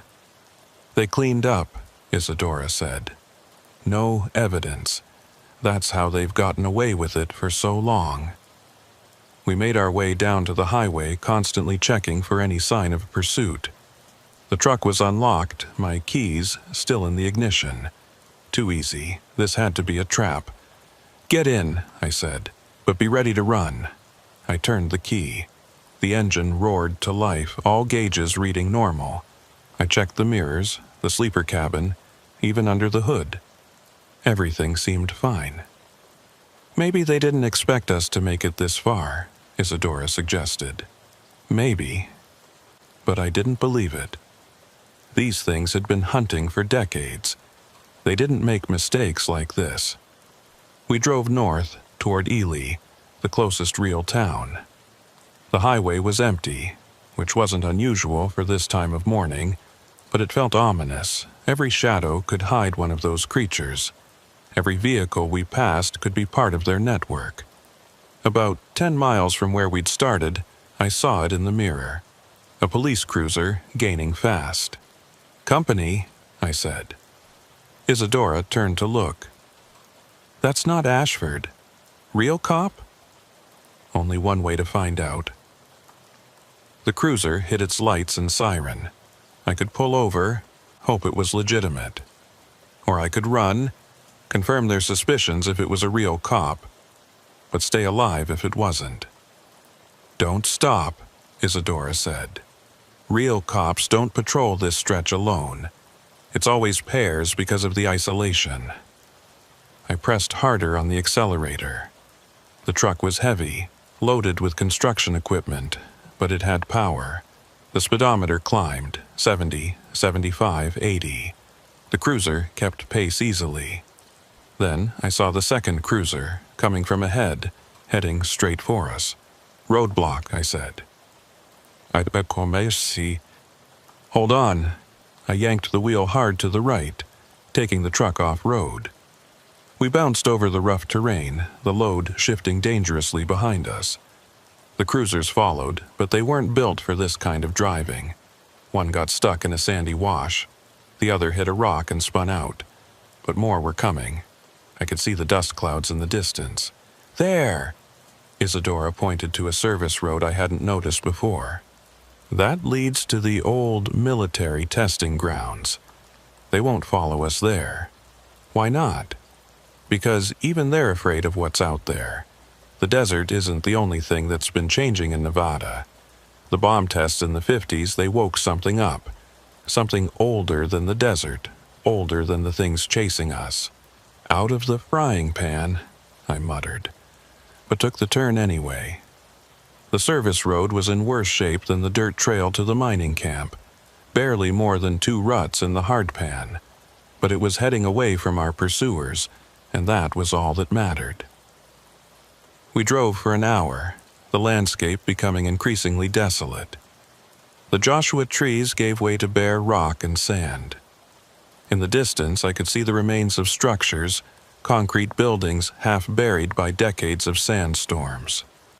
Stop here, Isadora said suddenly. I pulled over next to what looked like an old checkpoint, the guard booth empty and filled with tumbleweeds. Why are we stopping?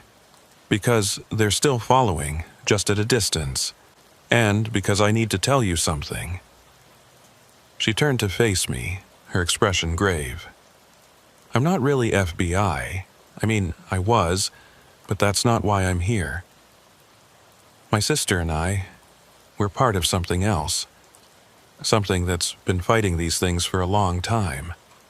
What are you talking about? The transformations, the desert cult. It's all real, but it's not new. It's been happening for centuries, maybe longer. And there have always been people fighting against it. Native tribes first, then settlers, now us. We call ourselves the Watchers. This is insane. Yes, it is. But it's also true. And right now, you have a choice. You can drive to Las Vegas, try to forget all this happened, hope they don't find you. Or you can help us stop them. How? They're monsters. They have connections everywhere. But they have weaknesses too. The transformations aren't perfect. The changed ones can't stand certain frequencies of sound. They need specific minerals in their diet to maintain their forms. And most importantly, they're centralized. There's a source, a place where it all started. If we can find it, destroy it, we can stop the spread. And you know where this place is? Not yet, but you do. What? No, I don't. Think about it. 18 years driving these roads. You've seen things, felt things. There's a place, somewhere on your routes, where the feeling is strongest, where the air feels different, where time seems to move strangely. You know where it is, even if you don't realize it. I wanted to deny it, but she was right. There was a place, a stretch of Highway 50, the so-called loneliest road in America, where I always felt like I was being watched, where my instruments would go haywire, where the road seemed to stretch longer than it should. Highway 50, I said. Between Austin and Eureka, there's something there. Then that's where we need to go. It's a trap. They'll be expecting us. Probably. But we have something they don't expect. She pulled out a device from her pocket, something that looked like a modified cell phone. This transmits on a frequency that causes them pain. It won't stop them, but it'll slow them down. And I've already sent our location to the other Watchers. Help is coming. How many Watchers are there? Not enough. Never enough. But we do what we can. I looked out at the desolate landscape, then back at her. This young woman who had planned an elaborate escape, who had survived 2 weeks of captivity, who was now asking me to drive into certain danger. All right, I said. But we do this my way. I know these roads better than anyone. If we're going to find this source, we need to be smart about it. Agreed. So, what's your way? First, we don't go direct. They'll expect that. We take the back roads, the old mining trails. It'll take longer, but it'll keep them guessing. Second, we need supplies, real supplies. There's a truck stop about 30 miles east of here that's run by an old friend. He owes me favors. We can trust him. How can you be sure? Because he's seen them too. Lost his son to something on Highway 50 5 years ago. If anyone will help us, it's him. Isadora nodded. Then let's go. But Cassius, once we do this, there's no going back. They'll never stop hunting us. They're already hunting us, I pointed out. At least this way, we're hunting them back. The truck stop my friend Jeremiah Hawthorne ran was one of those places that existed between worlds. Not quite civilization, not quite wilderness. Just a cluster of fuel pumps, a repair shop, and a diner that served coffee strong enough to wake the dead, situated at the intersection of 2 forgotten highways that most modern maps didn't even show anymore. It took us 3 hours to get there, using routes I'd learned from old-timers when I first started driving. Mining roads, cattle trails, paths that hadn't seen regular traffic since the silver boom ended. Twice, we had to stop and move fallen rocks. Once, we had to wait for a herd of wild horses to cross. But we didn't see a single vehicle following us. "They're still out there," Isadora said, checking her device constantly. "This thing picks up their electromagnetic signature. They generate a specific frequency when they're in their transformed state. Right now, I'm reading at least 12 signals, spread out in a search pattern." 12, I muttered. "How many of these things are there total?" "We don't know. The Watchers have confirmed nests in Nevada, Arizona, Utah, and Southern California. But there could be more. They're good at hiding, at blending in when they need to." The truck stop appeared around a bend like a mirage, its ancient neon sign flickering in the midday sun. "Hawthorne's Haven, last stop for 100 miles. It wasn't lying. This was the edge of the real nowhere, where the desert stopped pretending to be anything but hostile. I pulled into the lot, parking between two other big rigs. Truckers I didn't recognize, which was unusual. I knew most of the drivers who used these back routes. "Stay here," I told Isadora. "Let me check it out first." "Not a chance. We stick together from now on." She was right. Splitting up was how people disappeared out here.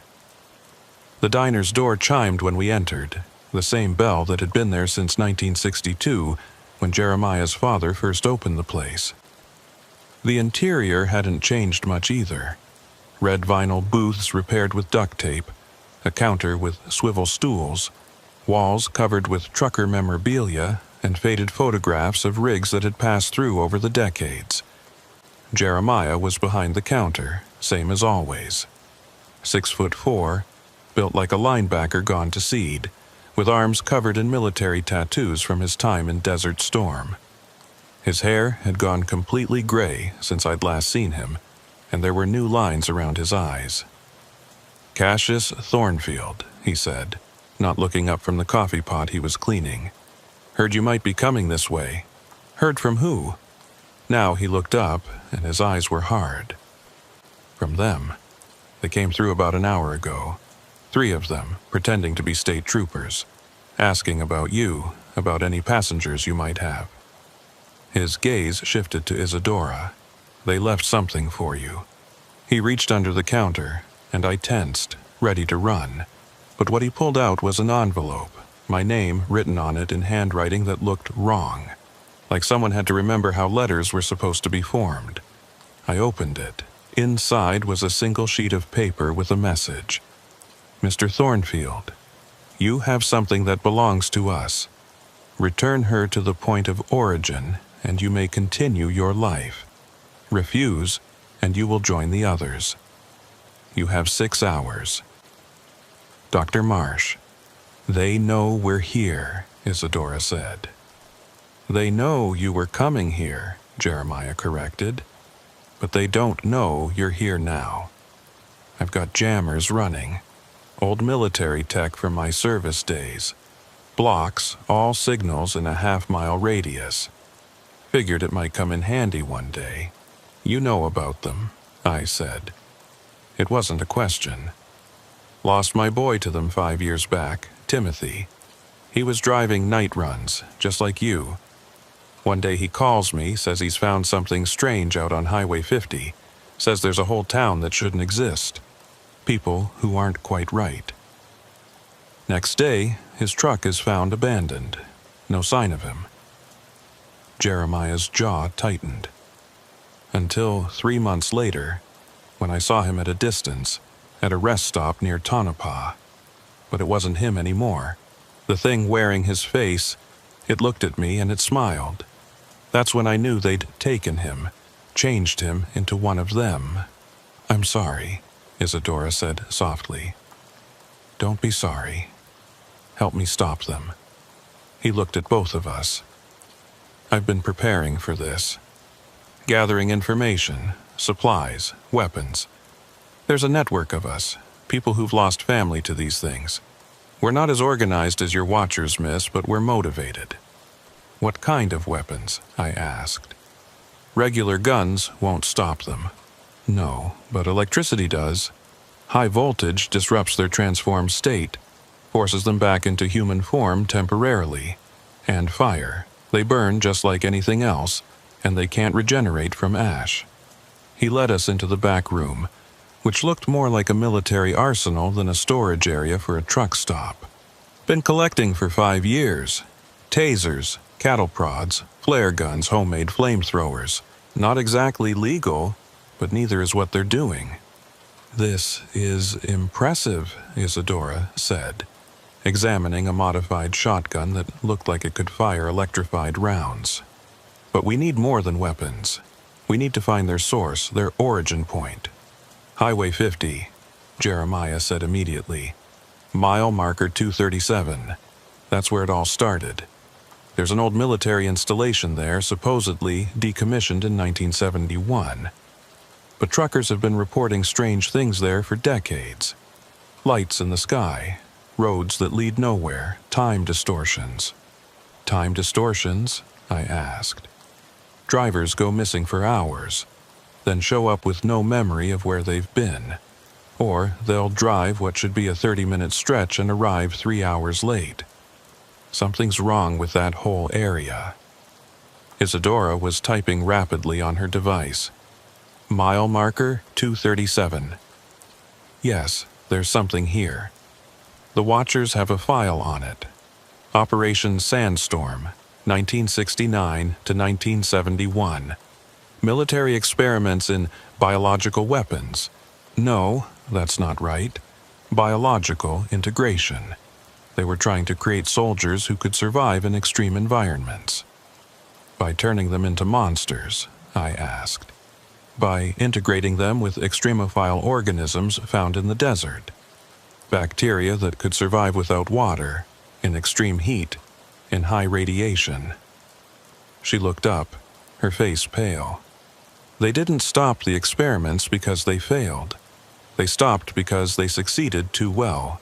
The test subjects began changing in ways they couldn't control. And now those test subjects are running around Nevada, turning truckers into more of themselves, Jeremiah said. We need to end this. It won't be easy, Isadora warned. If this installation is their origin point, it'll be heavily defended. And we have less than 5 hours before they come looking for us. Then we'd better move fast.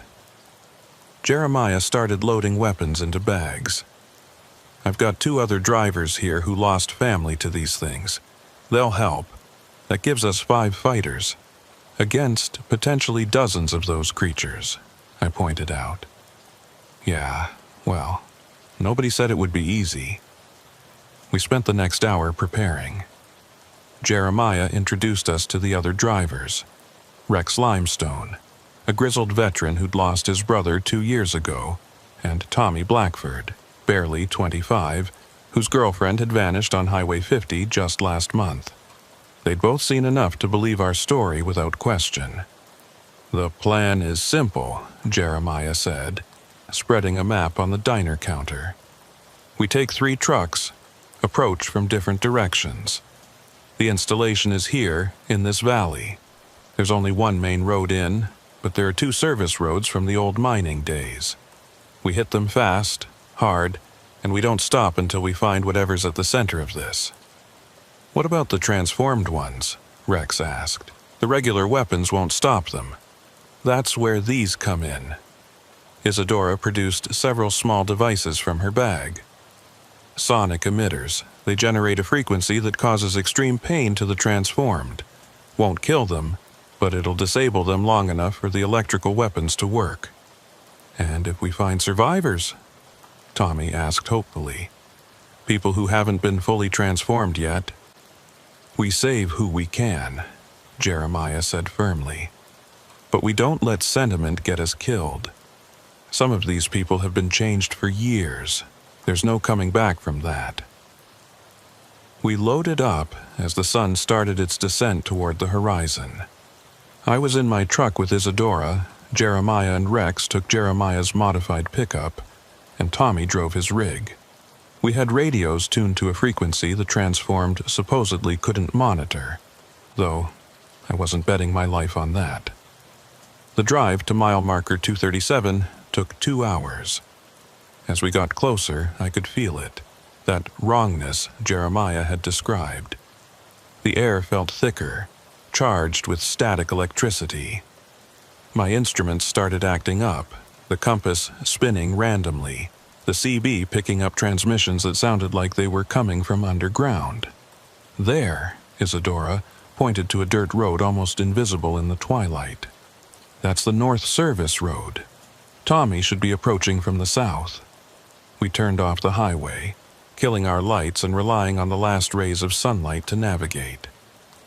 The road descended into a valley that shouldn't have existed, a deep gouge in the earth that didn't appear on any map. At the bottom of the valley sat the installation. It wasn't abandoned. Lights blazed from windows, vehicles were parked in neat rows, and figures moved between buildings with purpose. But something was wrong with the geometry of the place. Buildings seemed to shift position when you weren't looking directly at them. Distances were hard to judge. "My device is going crazy," Isadora whispered. "There are dozens of signatures down there, maybe more." "Too late to turn back now," I said, though every instinct was screaming at me to run. Jeremiah's voice crackled over the radio. "We're in position. Tommy reports same. On my signal, we move. Remember, speed and violence. Don't give them time to organize." We waited, engines idling, hearts pounding. Then, "Go! Go! Go!" I floored it, the truck roaring down the slope toward the installation. The other vehicles converged from their positions, headlights blazing, horns blaring. The figures in the compound scattered, some running for cover, others standing their ground. That's when I saw them clearly for the first time in full light. The transformed ones. They were worse than I'd imagined. Some still looked mostly human, just stretched and distorted. Others had changed so much they barely had recognizable features anymore. They moved like spiders, all wrong angles and too many joints. We crashed through the fence, Isadora activating the sonic emitters. The sound was barely audible to us, but the transformed ones reacted immediately, clutching at their heads, falling to their knees. We had seconds before they adapted. "The main building," Isadora shouted. "That's where the source will be." It was a concrete structure, probably a bunker, with heavy doors and barred windows. We drove straight at it, using the truck as a battering ram. The doors buckled but didn't break. That's when things went wrong. The ground beneath us began to move, not like an earthquake, but like something enormous was stirring underneath. Cracks appeared in the earth spreading outward from the bunker, and from those cracks came something I'll never forget. It wasn't solid, wasn't liquid, wasn't gas. It was all three and none of them, a writhing mass of tissue and sand and something that hurt to look at. It rose from the ground like a wave engulfing one of the parked vehicles, and when it receded, the vehicle was gone. Not destroyed, not moved, gone. "What is that thing?" Tommy's voice over the radio, high with panic. "The source," Isadora breathed. "It's not a machine or a weapon. It's alive, the whole installation, the whole valley. It's one enormous organism." The transformed ones were recovering from the sonic attack, moving toward us with renewed purpose. But they weren't attacking. They were herding us toward the writhing mass. "We need to burn it," Jeremiah's voice steady despite everything. "All of it, the whole valley." "We don't have enough firepower for that," Rex protested. "No, but they do." Jeremiah pointed to a cluster of fuel tanks on the edge of the compound. "Those are for the generators, probably 10,000 gallons of diesel." "That's suicide," I said. "We'd never get clear in time. Then we'd better move fast." What followed was chaos.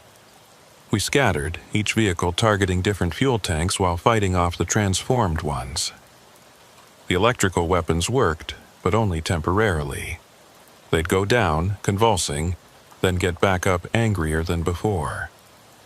I rammed my truck into the nearest tank, rupturing it. Diesel fuel spilled across the ground, forming pools that reflected the crazy lights of the installation.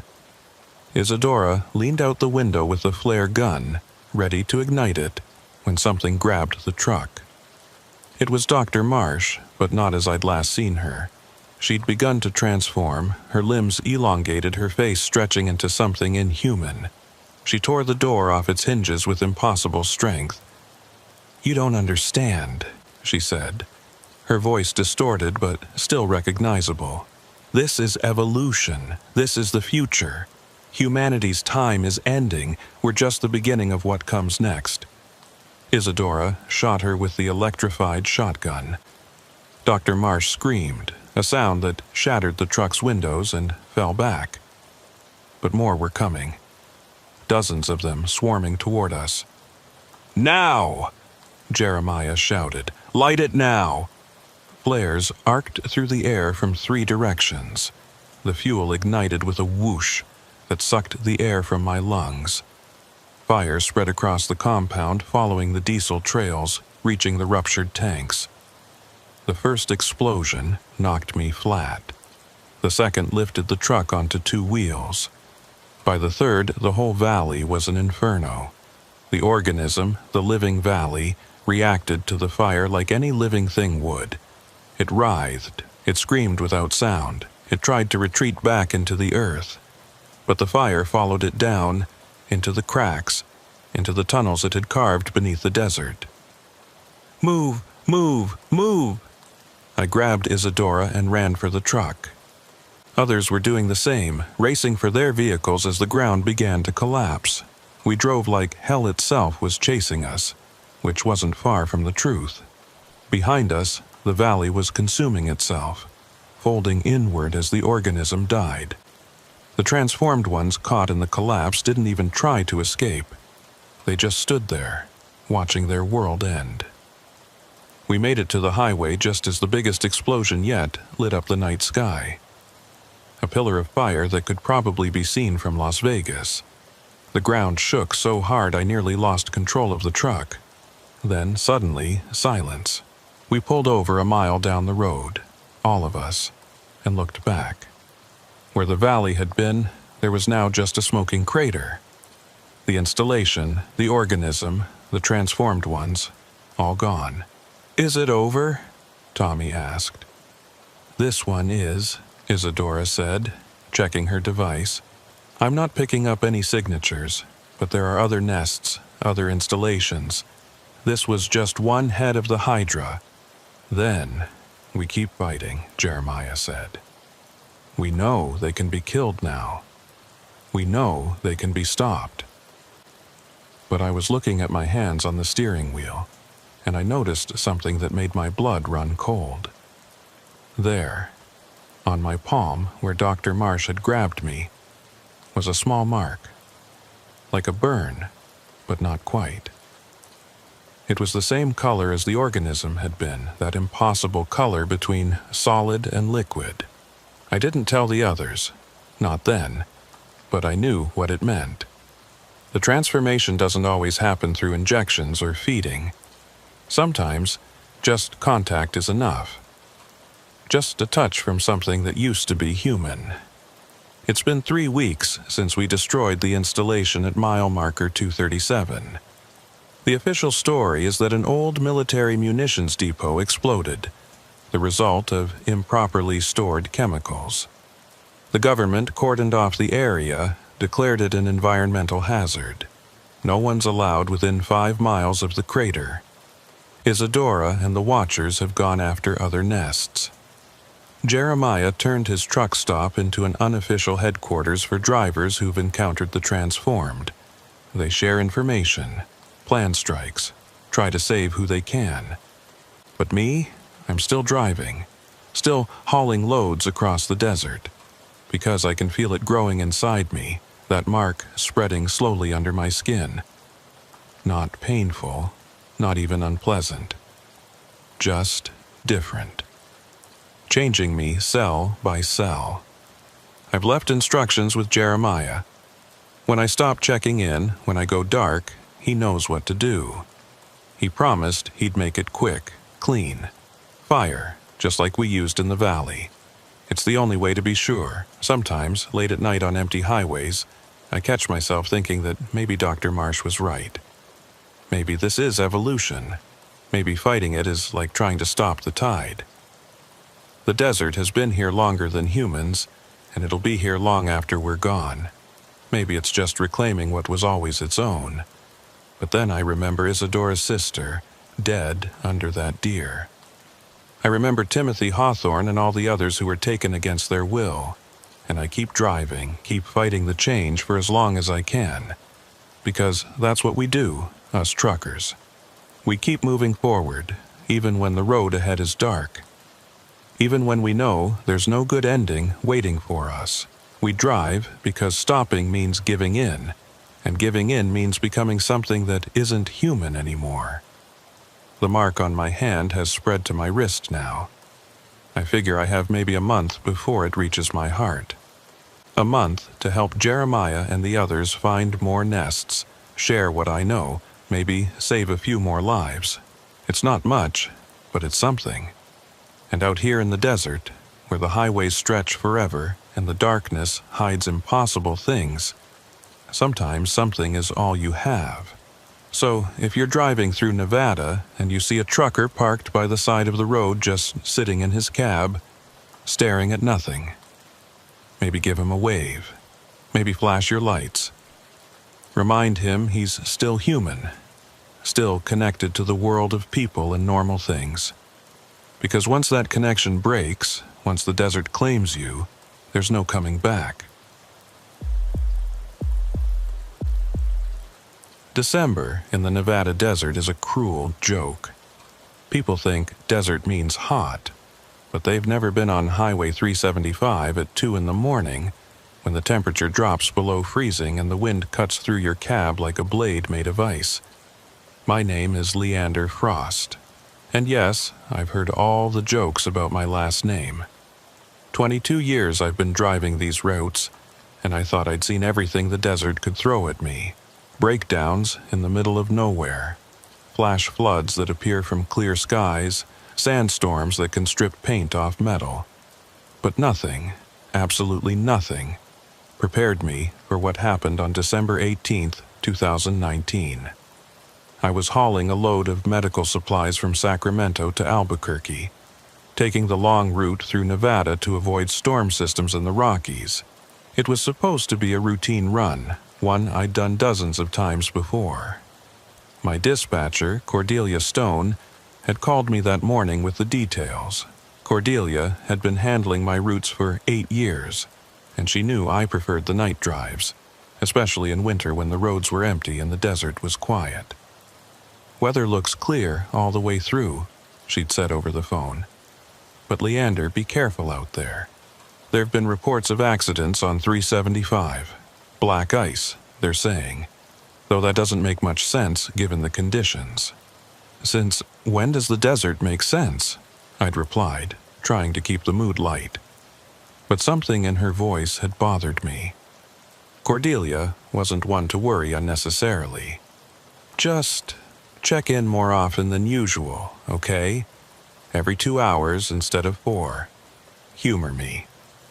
I'd agreed, though I didn't understand her concern at the time.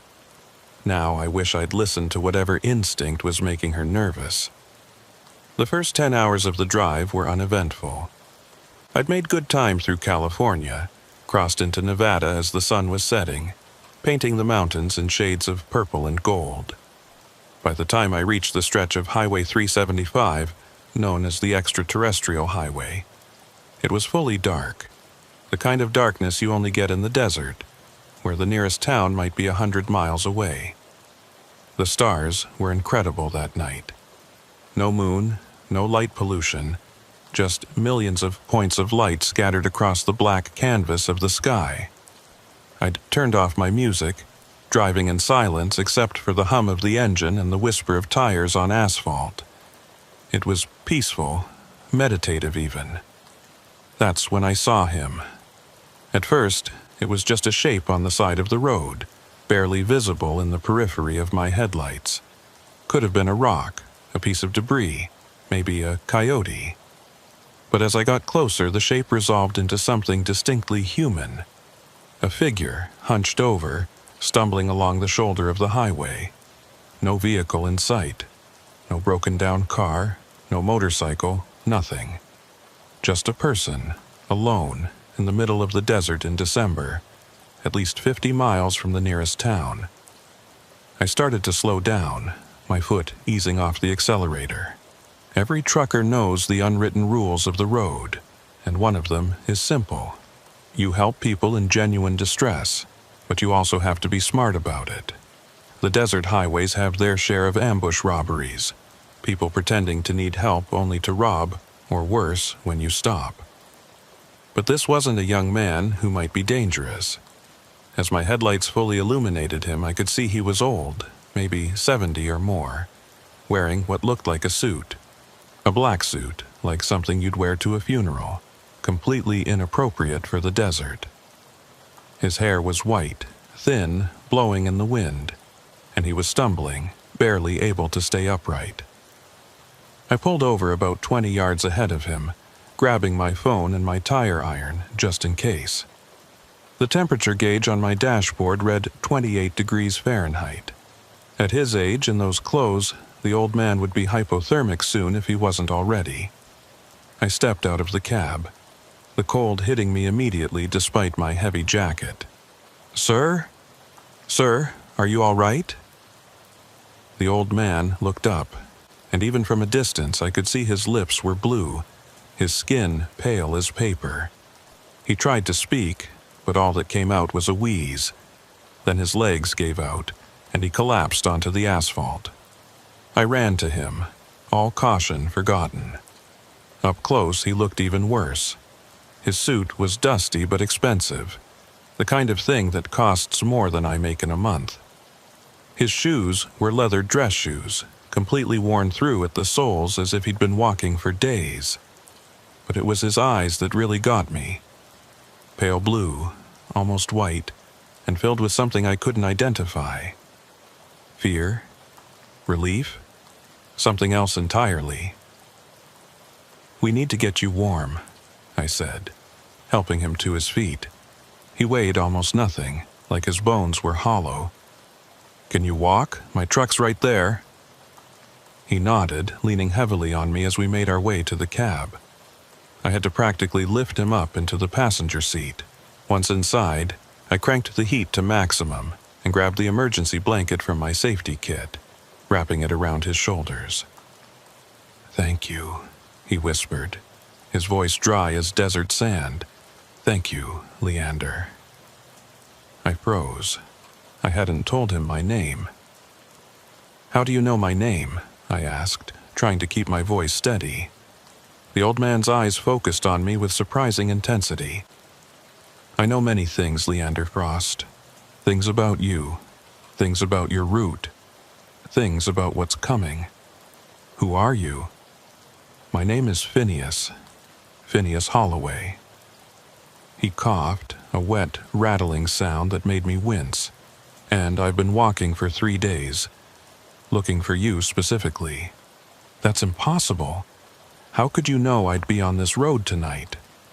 "The same way I know you have a daughter named Jessica who just turned 16. The same way I know you keep her picture taped to your dashboard, right there, next to the photo of your late wife, Margaret, who died in a car accident 7 years ago. The same way I know you still wear your wedding ring, even though you tell people you've moved on." My blood turned to ice. All of that was true, but there was no way this stranger could know any of it. The pictures were there, yes, but too small to see clearly from where he sat. And Margaret's death, Jessica's age, my ring, those weren't things you could guess. "What are you?" I asked, my hand moving unconsciously to the tire iron I'd placed between the seats. "I'm dying," Phineas said simply. "I have maybe an hour, possibly 2. And before I die, I need to tell you something. Something that will save your life and the lives of many others. But first, I need you to drive. North, toward Rachel. There's something there you need to see. I'm not going anywhere until you explain how you know about my family. He closed his eyes, and for a moment I thought he'd passed out. Then he spoke, his voice different, younger somehow. March 15th, 2012. You're at the Sunshine Diner in Bakersfield. You're sitting in the third booth from the door, having coffee and pie, apple pie. The waitress, her name is Gloria, she's telling you about her grandson who wants to be a trucker like you. You give her a $20 tip because she reminds you of your mother. I remembered that day. Every detail he'd just described was accurate. But I'd been alone in that diner. There was no way he could know any of that unless... You were there, I said. You were watching me. Not watching, experiencing. I see through time, Leander. Past, present, future. They're all the same to me now. It's what happens when you get too close to the truth, when you see behind the veil. The human mind isn't meant to process that kind of information. It breaks you. But before it does, you see everything. You're insane. Probably. But I'm also right. In 13 minutes, your dispatcher, Cordelia Stone, is going to call you. She's going to tell you there's been an accident on Highway 95, that you need to take a detour. Don't listen to her. It's not really her. What do you mean, not really her? They can mimic voices perfectly. Phone calls, radio transmissions, even face-to-face if they've had time to study their target. They've been watching you, Leander, for months. You're important to them, though I haven't been able to see why. I wanted to throw him out of my truck, to drive away and pretend this encounter never happened. But something kept me there. Maybe it was the conviction in his voice, or the impossible things he knew, or just the fact that an old man was dying in my cab and I couldn't bring myself to abandon him. Who are they? I asked. Old things. Older than the desert, older than humanity. They've been sleeping for millennia, but something woke them up. Nuclear tests, maybe, or mining operations, or just the weight of human presence in places that should have been left alone. They're not evil, exactly. They're just incompatible with our reality. When they touch our world, things go wrong. People disappear, or worse, they come back changed. Changed how? You'll see. Drive north, like I said. There's a rest stop about 15 miles from here. Abandoned, officially, but they use it as a gathering point. You need to see what they do there to understand what you're up against. My phone rang. The dashboard clock showed exactly 13 minutes had passed since Phineas's prediction. The caller ID showed Cordelia's number. I answered, putting it on speaker. Leander here. Leander, thank God.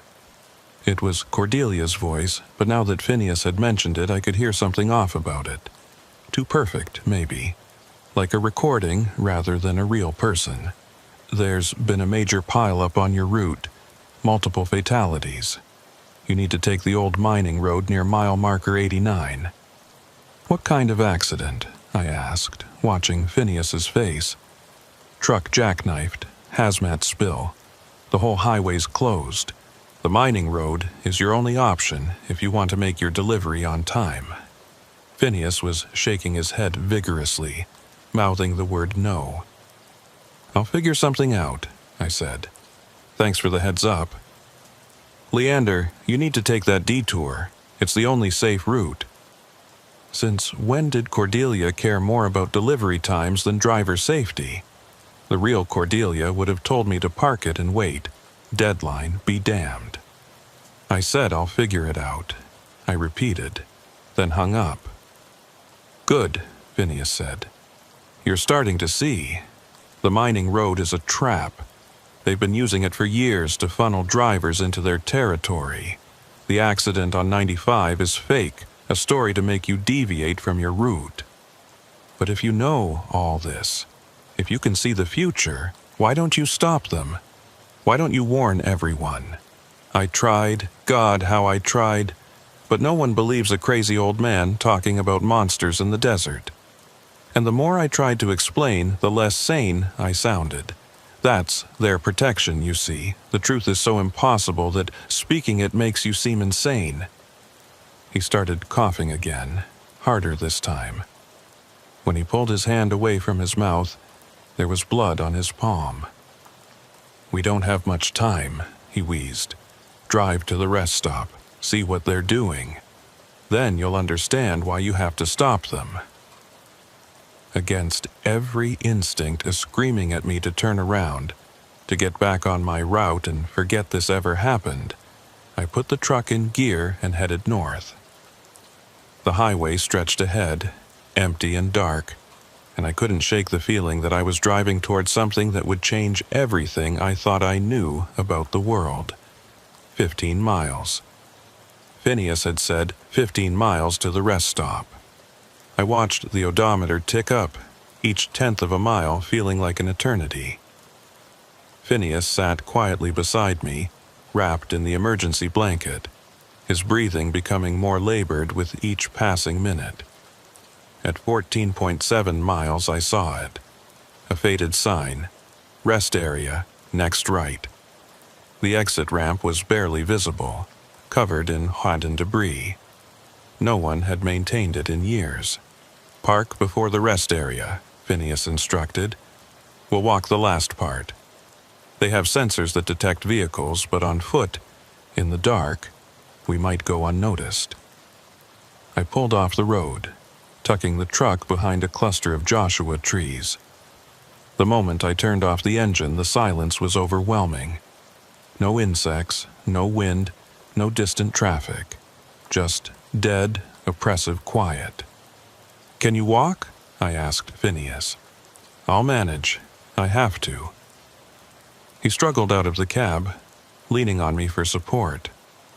"Whatever happens, whatever you see, don't interfere. Just observe. You need to understand what you're fighting before you can fight it." We made our way through the desert, moving slowly to accommodate Phineas's weakness. The rest stop buildings appeared as shadows against the stars, dark and seemingly abandoned. But as we got closer, I could see a light coming from inside. Faint, but definitely there. "Down," Phineas whispered, pulling me behind a concrete barrier. From our hiding spot, we could see into the rest area proper. What I saw there still haunts my dreams. There were vehicles parked in neat rows. Trucks, cars, RVs, all empty, all with their doors open.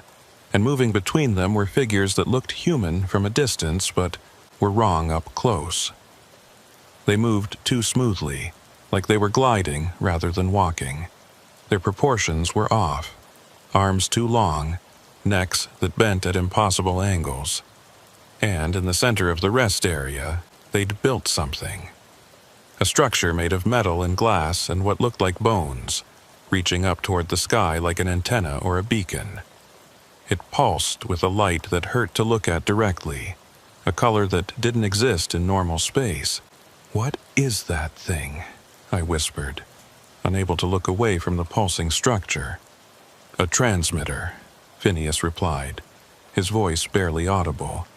"They're sending signals into space, calling more of their kind. Every person they take, every vehicle they capture, adds to its power. Look closer at the base." I didn't want to look closer, but I did. The base of the structure wasn't made of metal and glass like I'd first thought. It was organic, pulsing like a heart, with veins or cables running from it to each of the abandoned vehicles. And now that I was really looking, I could see that the vehicles weren't empty after all. There were shapes inside them, human shapes, but motionless, connected to the structure by those same cable veins. "They're using people as batteries," I said, bile rising in my throat. "Not batteries, processors. Human consciousness has something they need, something they can't generate themselves. Creativity, perhaps, or emotion, or just the spark of true sentience. They're parasites, but instead of feeding on blood or flesh, they feed on thoughts, memories, the essence of what makes us human. One of the wrong-proportioned figures suddenly stopped moving, its head turning in our direction. Even from a distance, I could see its eyes were black, completely black, like holes in reality. "Down," Phineas hissed, pulling me lower behind the barrier. We waited, hearts pounding, as footsteps approached. Not normal footsteps. There was a wet, sliding quality to them, like something trying to remember how walking was supposed to sound. They got closer, closer, then stopped just on the other side of our barrier. I held my breath, gripping a rock I'd found, knowing it would be useless against whatever was on the other side of that concrete. Phineas's hand found mine, squeezing with surprising strength. His lips moved silently, and I realized he was counting down. 3, 2, 1. A phone rang, not mine, but somewhere back at the rest stop. The creature on the other side of our barrier made a sound like static from a broken radio. Then those wet footsteps moved away, back toward the structure. "We need to go," Phineas said. "Now, while they're distracted." We crawled backward, staying low until we were out of sight of the rest area, then struggled to our feet and moved as quickly as Phineas's condition would allow back toward my truck. Behind us, I could hear sounds that might have been voices, but in no language I recognized. Back in the cab, Phineas collapsed against the seat, his breathing ragged and wet. The blood on his lips was darker now, almost black in the dashboard lights. "Drive," he gasped. "Get us away from here." I started the engine and pulled back onto the highway heading south, back the way we'd come. In the mirrors, I could see lights moving at the rest stop, searching patterns that reminded me of police searchlights, but wrong somehow, bending in ways light shouldn't bend. "They know we were there," Phineas said. "They'll be looking for us now, but that's okay. That's part of the plan." "What plan? You're dying. We just saw some kind of alien horror show, and you're talking about plans?" "Not alien. That's the thing everyone gets wrong. They're not from space. They're from here, from Earth, just not our Earth. Parallel dimension, alternate reality, whatever you want to call it. There are places where the barriers between worlds are thin, and Nevada is full of them. The nuclear tests didn't just crack atoms, they cracked reality itself. That's insane. Yes, it is, but it's also true. And you're going to need to understand it if you're going to stop them. Stop them? I'm a trucker, not a soldier or a scientist. I haul medical supplies and electronics. I don't fight interdimensional parasites." "No, but you know these roads better than anyone. You know where the thin places are, even if you don't realize it. Those spots where your radio picks up stations that don't exist, where time seems to skip, where you see things in your mirrors that aren't there. You've been mapping them unconsciously for 22 years. He was right. I did know those spots. Every long-haul driver did. We just didn't talk about them, treated them like sailors' superstitions. Mile marker 45 on Highway 6, where you could sometimes hear music from the 1940s. The stretch of 95 near Goldfield where drivers reported losing hours of time. The junction of 375 and 93 where compasses spun wildly and GPS units showed locations that didn't exist. "There's a pattern," Phineas continued, pulling out a folded piece of paper from his suit pocket. His hands shook as he unfolded it, revealing a map of Nevada covered in red marks and connecting lines. "These are all the spots where people have disappeared in the last 5 years. Look at the pattern." The marks formed a rough circle, with lines connecting them like spokes on a wheel. "And at the center, Rachel," I said. The town of Rachel is at the center. Not the town. What's near the town?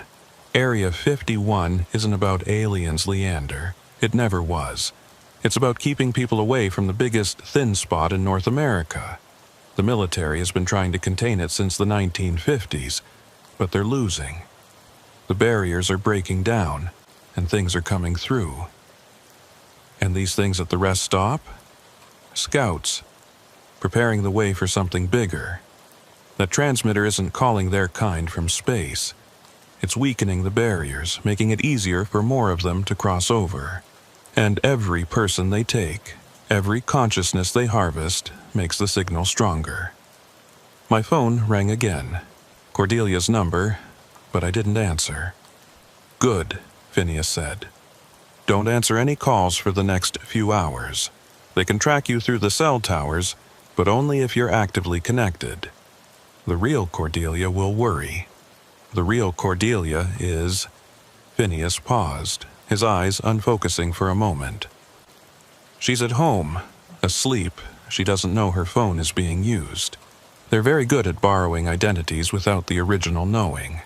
How do you know all this? How can you see all these things? Phineas was quiet for a long moment, staring out at the dark desert rushing past. When he spoke, his voice was different, sadder. I was a physicist at Los Alamos, recruited in 1981 for a project so classified it didn't officially exist. We were studying anomalies in space-time, places where the laws of physics seemed to break down. The military told us it was about developing new weapons, but that was a lie. They'd found something in the desert, something that shouldn't exist, and they wanted us to figure out what it was. He coughed again, more blood speckling his lips. We built a machine, a viewer, we called it. It could peer into parallel dimensions, see other versions of reality. The first tests were incredible. We saw Earths where dinosaurs never went extinct, where humanity never evolved, where the laws of physics were completely different. But then we found them. The crawling chaos, we called them. Beings that existed between dimensions, feeding on the boundaries between worlds. And they saw you looking. Worse. We made contact. One of my colleagues, Dr. Elizabeth Thorne, she thought we could communicate with them. She was brilliant, spoke 17 languages, had degrees in linguistics and mathematics. She volunteered to be the first to attempt direct mental contact using the viewer. Phineas closed his eyes, lost in the memory. The moment she made contact, she started screaming. Not with her voice, but with her mind. We all felt it, like nails on a chalkboard inside our skulls. When we finally shut down the machine, she was catatonic. 3 days later, she woke up. But she wasn't Elizabeth anymore. She was them, wearing her body like a suit. What happened to her? The military tried to contain her, but she walked through the walls of her cell like they weren't there. Killed 7 soldiers with a touch, aging them decades in seconds.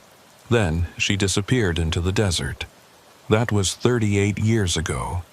I've been tracking her ever since, trying to undo what we did. And your ability to see through time? A side effect of exposure to the viewer. It's killing me, has been for years. The human brain isn't meant to perceive time as a single entity, but it's also allowed me to track them, to predict their movements, to try to warn people like you. Why me specifically? Because in 3 days, they're going to open a permanent gateway. The transmitter at the rest stop is just one of 12 they've built across Nevada. When they activate them all simultaneously, the barrier between worlds will collapse completely, and you're the only one in position to stop them. How could I possibly stop something like that? The same way you stop any machine. You break a critical component. The transmitters are connected, networked. Destroy the primary node and the whole system fails. But the primary node is mobile, hidden in a truck that looks exactly like any other truck on these highways. They move it constantly to avoid detection. So find one specific truck among thousands. Not find. You already know where it is. You've passed it dozens of times without realizing what it was. That feeling you get sometimes, like you're being watched? That cold sensation that runs down your spine for no reason? That's your subconscious recognizing the wrongness of it. He pulled out another piece of paper, this one with a list of dates and locations. These are all the times you've reported equipment malfunctions in the last year. Strange readings on your instruments, radio interference, that sort of thing. Plot them on a map, and you'll see they all happened at specific locations. I looked at the list. He was right. I did remember these incidents. Times when my compass went crazy, when my CB picked up impossible transmissions, when my engine ran rough for no mechanical reason. Now, Phineas continued, cross-reference those locations with reports from other drivers. The pattern becomes clear. The mobile node follows specific routes, stopping at specific points to synchronize with the fixed transmitters. And in 3 days, it will be at the junction of Highway 95 and 373 at exactly 3:17 a.m. How can you be so specific? Because I've seen it happen. Multiple times, in multiple timelines. Sometimes you stop them, sometimes you don't. The timeline we're in now is balanced on a knife's edge. Your decision in the next few hours determines which way it falls. No pressure, I muttered. All the pressure in the world, Phineas corrected. But you're not alone. There are others who know the truth who've been preparing. Truckers mostly, but also highway patrol officers, mechanics, people who work the night shifts and see things that don't make it into official reports. They're waiting for a signal, someone to coordinate them. And you think I'm that someone? I know you are. In every timeline where humanity survives this, you're the one who brings people together. Your reputation on these roads, the respect other drivers have for you, the connections you've built over 22 years, that's your real weapon. He handed me a third piece of paper, this one with CB radio frequencies and code words. Start making contact. Tell them the stranger was right. They'll know what it means. They've been waiting for this message for years, some of them. They'll come when you call. This is crazy. You're asking me to believe that I'm supposed to lead some kind of trucker rebellion against interdimensional parasites. Not led. Unite. The leadership will come from others, people with military experience, scientific knowledge. But they need someone they trust to bring them together. And that's you. The dashboard clock showed 3:00 a.m. We'd been driving for an hour, putting distance between us and the rest stop. But I could feel something following us, a pressure in the air like a storm building. They're coming, Phineas said, confirming my fear. We've got maybe 10 minutes before they catch up. What do we do? You drop me off at the next mile marker. I'll delay them, give you time to escape. You can barely stand. What are you going to do against those things? Die, he said simply. But I'll die loud, die bright. I've got one last trick, something I've been saving. It won't stop them, but it'll hurt them, make them cautious. Buy you the time you need to start organizing the resistance. I'm not leaving you to die. I'm already dead, Leander. Have been for years, just too stubborn to admit it.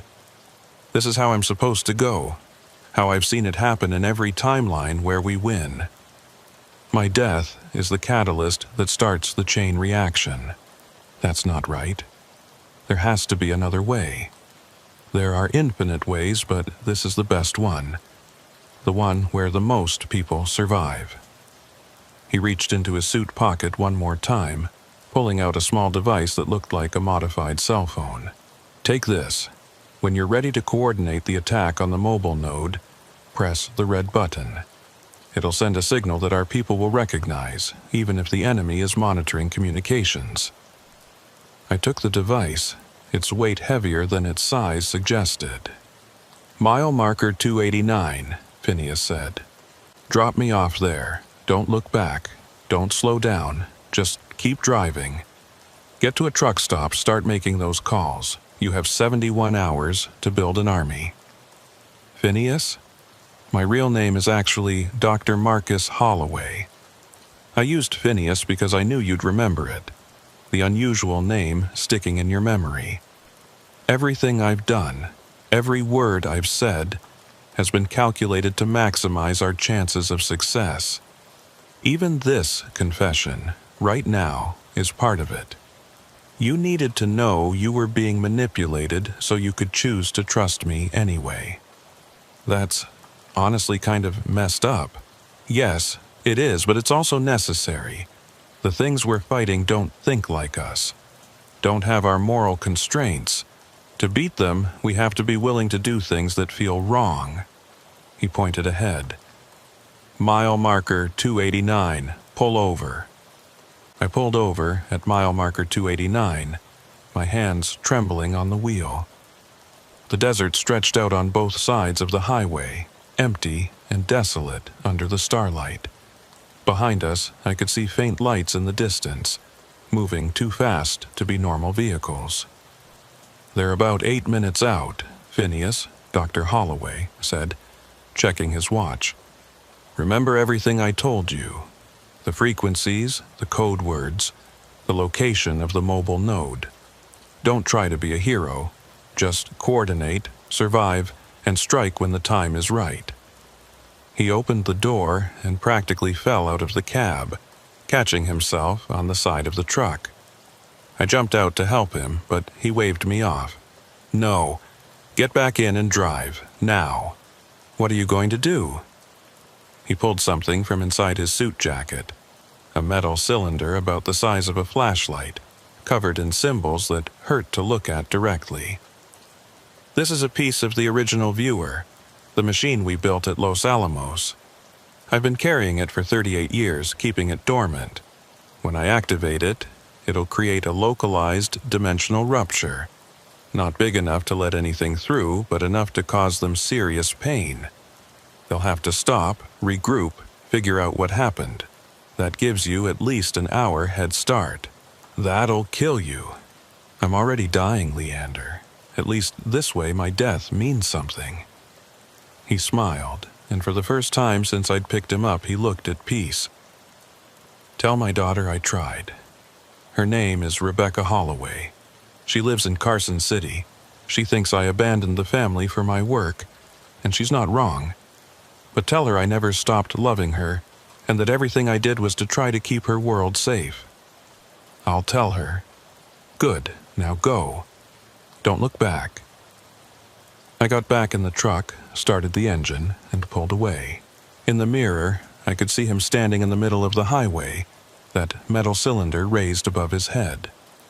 The lights behind him were getting closer. Close enough now that I could see they weren't headlights at all, but something else.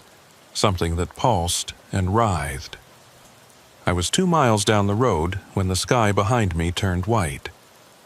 It wasn't an explosion, exactly. It was like reality hiccuped, a flash of impossible light that cast shadows that fell up instead of down. The truck's engine died instantly, all electronics going dead. I coasted to a stop, my ears ringing with a sound that wasn't quite sound, more like the echo of a sound from a dream. Then, as suddenly as it had happened, it was over. The engine coughed back to life, the dashboard lights flickering on. In the mirror, I could see a column of what looked like aurora borealis rising from where I'd left Holloway. Greens and purples that shouldn't exist in the Nevada desert. I drove for the next hour in shock, my mind trying to process everything that had happened. An old man who could see through time had died to save me from interdimensional parasites that were using human consciousness to break down the barriers between worlds.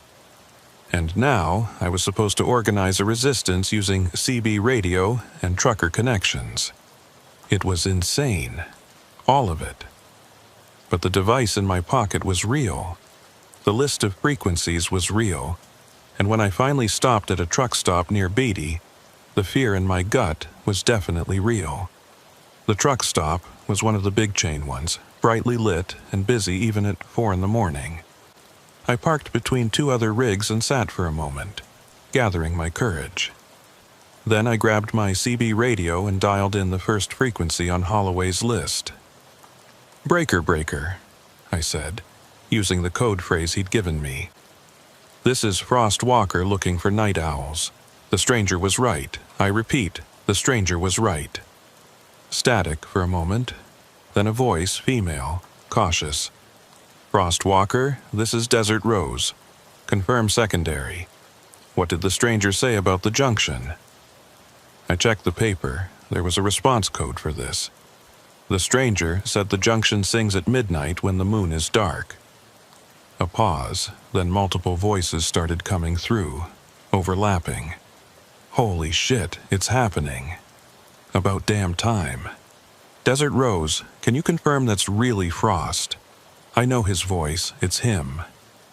The female voice, Desert Rose, took control. "All night owls. Switch to secure channel. Frost Walker, welcome to the frequency. We've been waiting for you." I switched to the indicated channel, and suddenly I was in the middle of a conversation that had apparently been going on for years. 17 confirmed sightings this week alone. Lost another driver near Tonopah. The things at the rest stops are getting bolder. "All right, everyone, quiet down," Desert Rose said. "Frost Walker, I'm Angela Riverstone. I run the independent station out of Goldfield. The stranger, Dr. Holloway, told us someone would come with his message eventually." "Is he?" "He's gone," I said. "Bought me time to escape. Gave me information about something big happening in 3 days." "The convergence," another voice said. Male, older, gravelly. "We know about it. Been tracking the transmitter construction for months. Problem is, we didn't know where the mobile node would be." "Junction of 95 and 373, I said. "December 21st, 3:17 a.m. Silence on the channel. Then Angela spoke. "You're sure?" "That's what Holloway said. He seemed pretty certain." "Then we've got 70 hours to get ready. Frost Walker, Leander, we need you to come to Goldfield. We've been preparing, but we need someone with your reputation to bring in the fence sitters. There are a lot of drivers who know something's wrong but aren't ready to believe how wrong. I've got a load to deliver." "Screw the load," the gravelly voice said. "This is bigger than any delivery. The company will understand when this is over, if we're all still here to explain." I thought about Jessica, my daughter. Her 16th birthday was next week. If Holloway was right, if these things succeeded in opening their gateway, would there even be a next week? "All right," I said. "I'm coming to Goldfield. But first, I need to make some calls. Real phone calls, not CB. There are people who need to be warned." "Make them fast," Angela said. "Every communication is a risk. They monitor everything." I went into the truck stop, found a payphone, one of the last ones still working in Nevada, and called Jessica first. It was 4:30 a.m., but I needed to hear her voice. "Dad?" She sounded sleepy, confused. "Is everything okay?" "Everything's fine, sweetheart. I just wanted to tell you I love you." "Dad, you're scaring me. What's wrong?" "Nothing's wrong. I might be out of communication for a few days. Work stuff. But I'll be home for your birthday, I promise." "You better be. You promised to teach me to drive the truck, remember?"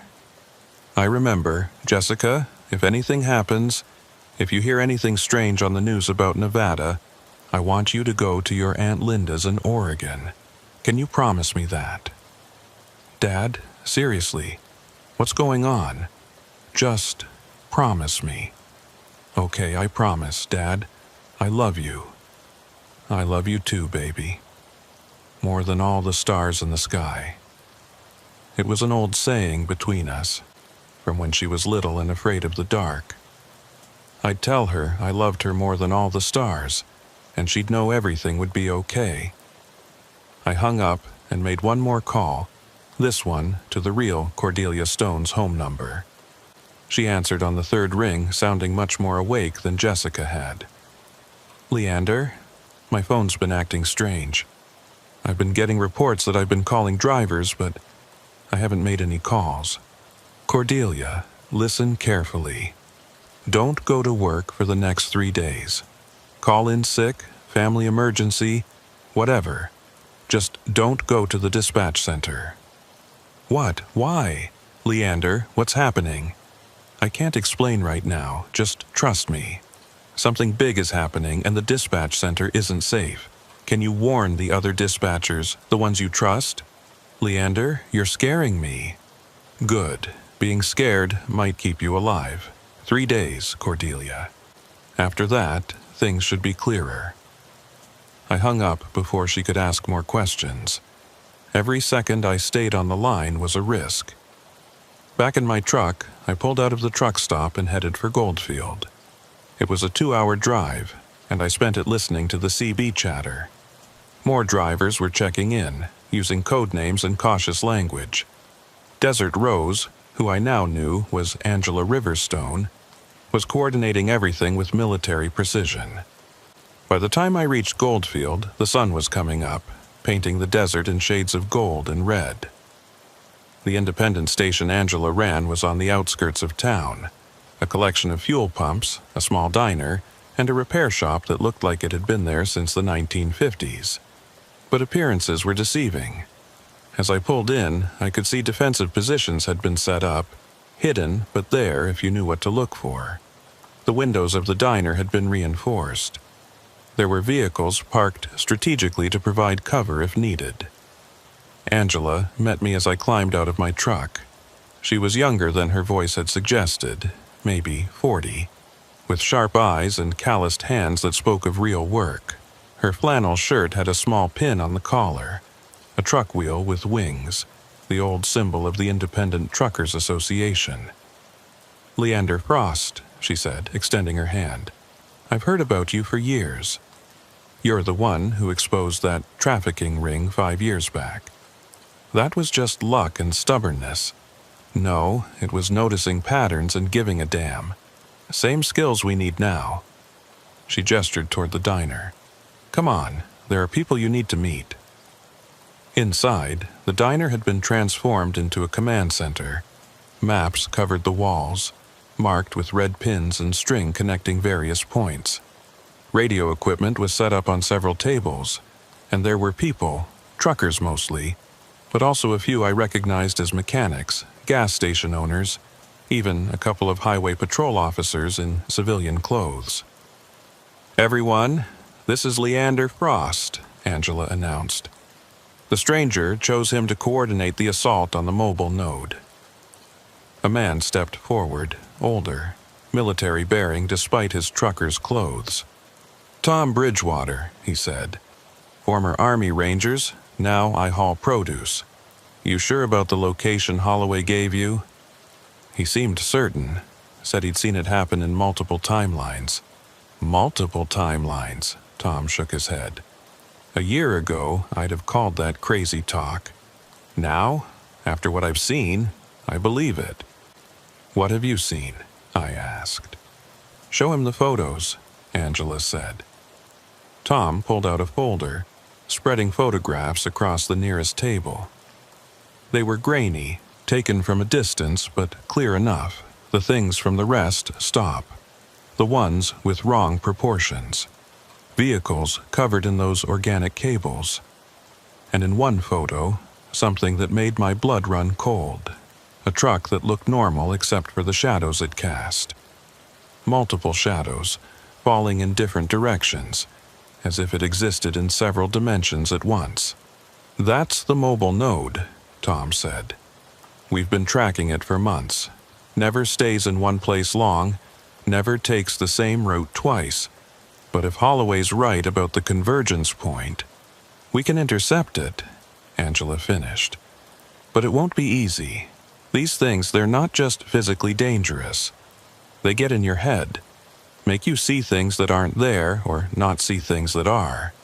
We've lost good people who just walked off into the desert, following something only they could see. How do we fight something like that? Numbers, said a new voice. A woman in her 60s wearing a mechanic's coveralls. I'm Diane Winters. I run the shop here. The things can mess with a few minds at once, but get enough people, and they can't control everyone. That's why we need every driver we can get. How many do we have? Right now, about 40 confirmed. But if you put out the call, use your reputation, we could have hundreds. Maybe enough to make a difference. I looked around the room at these people who'd been fighting a secret war while the rest of the world went on oblivious. They looked tired, scared, but determined. All right, I said. Let's start making calls. We've got 68 hours to build an army. The next 2 days were a blur of activity. I spent hours on the CB and the phone, reaching out to every contact I'd made in 22 years of driving. Some thought I was crazy, others hung up immediately, but more than I expected said yes. They'd seen things too, felt the wrongness growing in the desert, and were relieved to finally have someone to tell them they weren't going insane. Truckers started arriving in Goldfield, parking their rigs in a makeshift staging area Angela had set up in an abandoned lot. By the morning of December 20th, we had over 200 drivers, plus support personnel, mechanics, medics, even a few ex-military who'd heard about what we were doing through back channels. Tom Bridgewater took charge of tactical planning, using his ranger experience to organize us into teams. Angela handled logistics, making sure everyone had supplies, fuel, and working radios. And I became the voice of the operation, the one who explained to newcomers what we were up against and why we had to fight. These things, I told a group of newly arrived drivers, they're not invincible. Dr. Holloway proved that when he died. They can be hurt, they can be stopped, but only if we work together, only if we trust each other. One of the drivers, a young guy named Pete, raised his hand. What happens if we fail? If we can't stop them from opening this gateway? I thought about lying, about giving him false hope. But these people deserved the truth. If we fail, the barriers between dimensions collapse. These things pour through by the thousands, maybe millions. They'll take every human they can find, use our consciousness to spread to other dimensions. Earth becomes a hub for their invasion of reality itself. Jesus, Pete muttered. Yeah, so we don't fail. That night, December 20th, I couldn't sleep. I stood outside the diner looking up at the stars, thinking about Holloway's sacrifice. A hand touched my shoulder, and I turned to find Angela standing beside me. You did good, she said, bringing all these people together. Holloway was right to choose you. I'm just a trucker. No, you're a leader. You just didn't know it until now. She pulled out a flask, took a sip, and offered it to me. Whiskey, cheap but warming. You know what the hardest part of this is? What? Knowing that win or lose, the world will never know what we did. If we succeed, the government will cover it up, claim it was a military exercise or something. If we fail, there won't be anyone left to remember. Then, why do it? She smiled, but it was sad. Because it's the right thing to do. Because those are our roads out there, our people being taken. And because if we don't, who will? The convoy of trucks moved through the Nevada desert like a steel river. 217 rigs in total, running with minimal lights to avoid detection. I was in the lead vehicle with Tom Bridgewater and Angela Riverstone, following the route we'd carefully planned over the last 48 hours. Behind us, spread out over 5 miles of highway, was the most unlikely army ever assembled. Truckers, mechanics, gas station owners, all united by the shared knowledge that something terrible was happening in their desert, on their roads. The cab of my truck felt smaller than usual, packed with equipment we'd hastily assembled. Modified CB radios that could broadcast on frequencies that shouldn't exist. Electromagnetic pulse devices jury-rigged from microwave parts and car batteries. And in my pocket, the weight of Holloway's device, warm against my chest like it had its own heartbeat. 30 minutes to the junction, Tom said, checking his GPS. The screen flickered, showing our location, then somewhere in Montana, then back to Nevada. The closer we got to the junction, the less reliable our instruments became. Teams are in position, Angela confirmed on the radio, her voice crackling through static that sounded almost like whispers. Team Alpha is approaching from the north, Beta from the east, Gamma's hanging back as reserve. Everyone's maintaining radio silence except for emergencies. I gripped the steering wheel tighter, feeling the familiar vibration of the engine through my hands.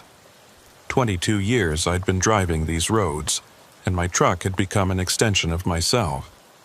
Tonight, I was asking her to go into battle, and somehow I felt like she understood. There, Tom pointed ahead. Heat signatures on thermal. 3 vehicles at the junction, just like Holloway predicted. Through the thermal scope Tom was using, I could see them clearly despite the darkness. 3 trucks arranged in a triangle formation at the intersection of Highways 95 and 373. One of them had to be the mobile node, but which one? They all looked identical through the scope, just heat blobs against the cold desert. Wait, Angela said, studying her equipment. I'm picking up electromagnetic readings. The middle truck, it's generating a field unlike anything I've ever seen. The numbers don't make sense. It's reading as being in multiple locations simultaneously. That's when things started to go wrong. My radio, which had been silent on the emergency channel, suddenly burst to life with screaming.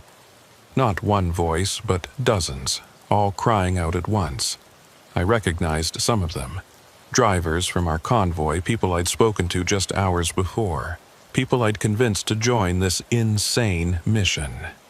"It's a trap!" someone shouted before their voice cut off mid-scream. "They're inside the trucks. They're already inside." The lights of the junction suddenly blazed to life, impossibly bright, turning night into day. But it wasn't normal light. It bent wrong, casting shadows that fell upward, creating patches of darkness where there should have been illumination. And in that harsh, impossible illumination, I saw them. Not 3 trucks, but dozens. They'd been hidden somehow, cloaked in that dimensional distortion Holloway had talked about. Standing between the vehicles were the creatures, hundreds of them, their wrong-proportioned bodies casting multiple shadows in all directions. Some still wore the remnants of human clothing, trucker caps, work boots, wedding rings fused into fingers that had too many joints. These had been people once, people like us. "Abort!" Tom shouted into the radio. "All teams abort! It's an ambush!" But it was too late. The trap was already sprung. The highway beneath us began to crack and buckle. Not from physical force, but from something else. Something that made the asphalt ripple like water. The yellow lines that marked the lanes started moving, writhing like snakes, forming symbols that hurt to look at. Several trucks in our convoy jackknifed, sliding off the road as reality itself seemed to bend around them. "Hold steady!" I shouted into the radio, fighting to keep my own truck under control. The steering wheel was fighting me, trying to turn on its own, drawn toward the cluster of vehicles at the junction like iron to a magnet. "Don't stop! Push through!" Angela was frantically working her equipment, sparks flying from overloaded circuits. The mobile node is generating some kind of field. It's destabilizing local space-time. If it completes its connection with the other transmitters, she didn't need to finish. We all knew what would happen. The barrier between dimensions would collapse completely. I made a decision that went against every instinct I had as a driver, every hour of training, every mile of experience. I yanked the wheel hard left, taking my truck off-road, heading straight for the cluster of vehicles at the junction. The desert floor was rough, full of rocks and sudden drops, but I didn't slow down.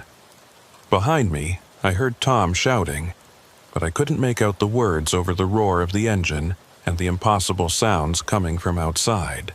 Reality tearing like fabric, the screams of men being transformed, the static whisper voices of the creatures. The speedometer climbed past safe limits. 60, 70, 80 miles per hour over terrain that should have destroyed my suspension. But the truck held together, whether through luck or something else. Maybe she knew this was our only shot. The creatures moved to intercept, flowing across the desert with that horrible liquid grace. One of them leaped onto my hood, its face pressing against the windshield. This close, I could see it had once been human. There were still traces of the person it used to be in its features, twisted and stretched but recognizable.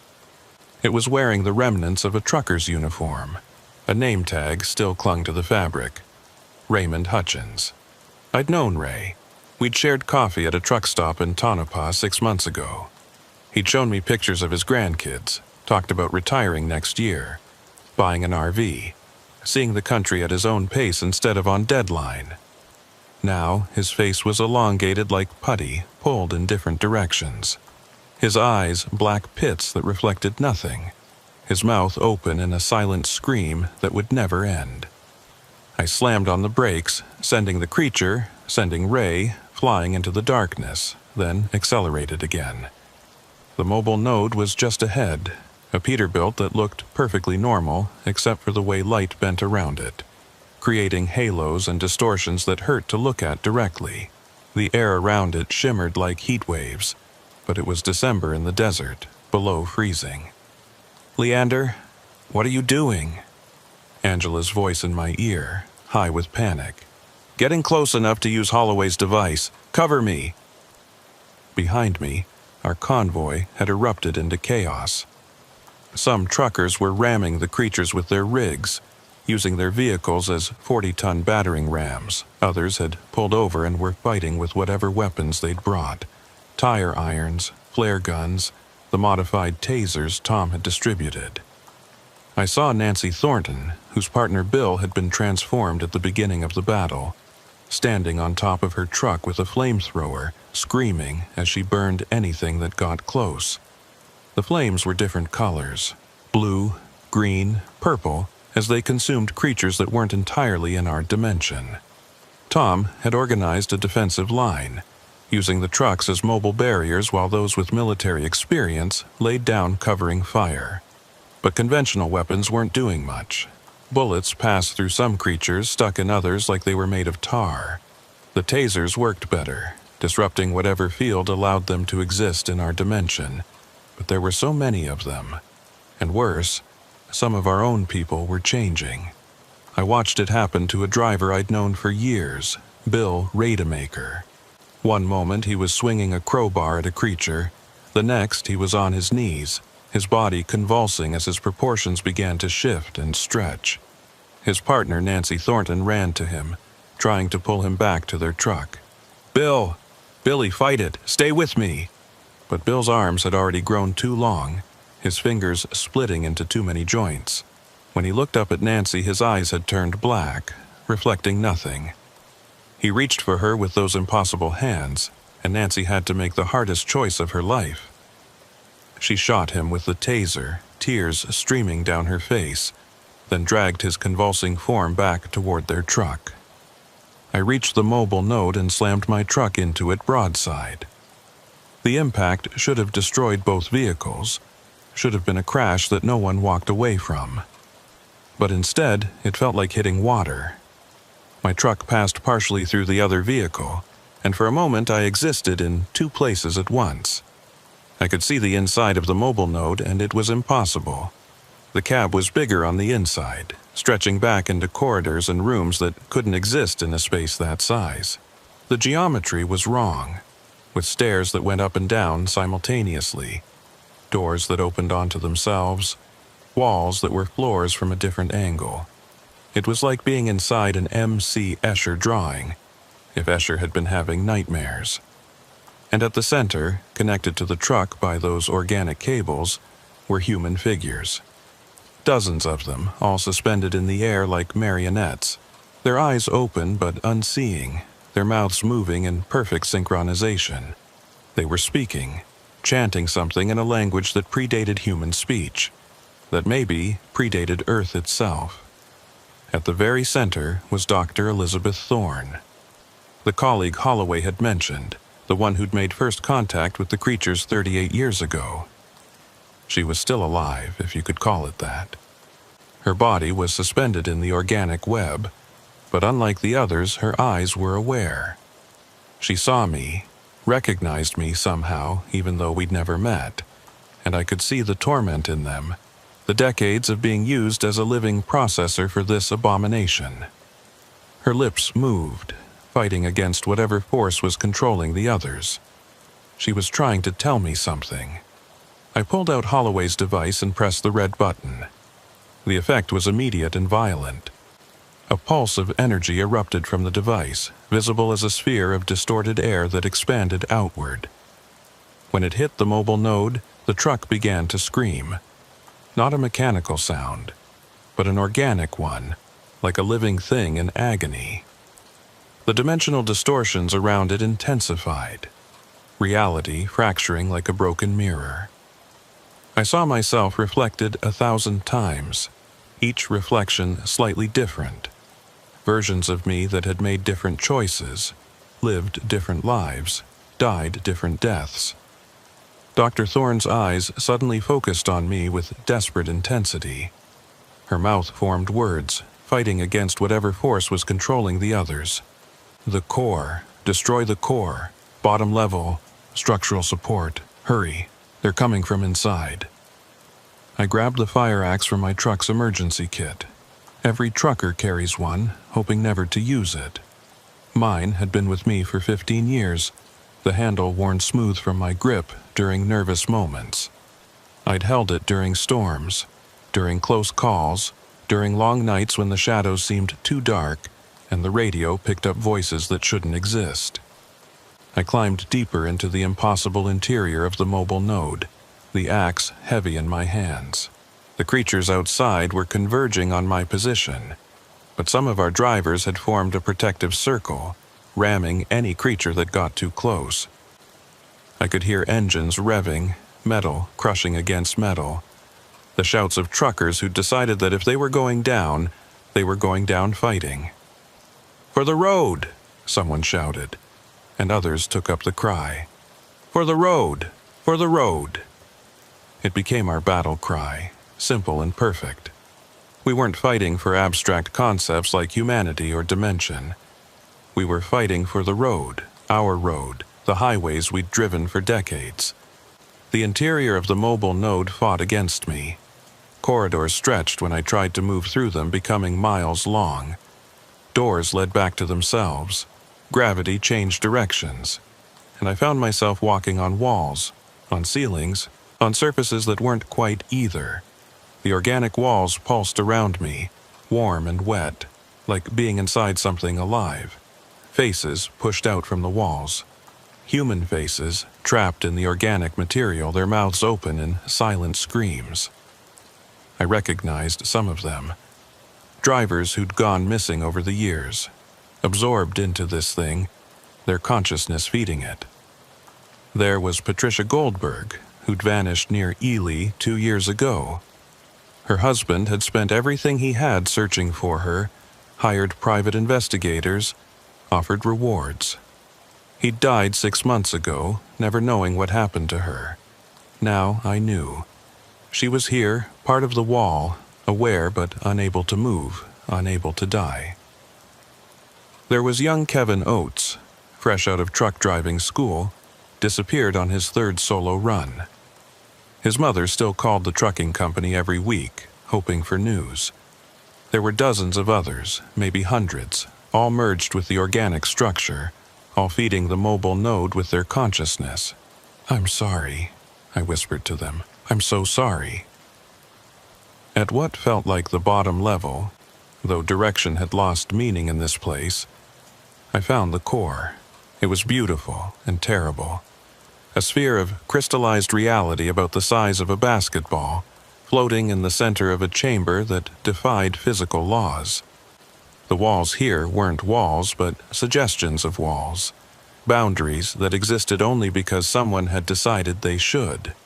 And inside the sphere, I could see everything, not just images from our world, but from thousands of others.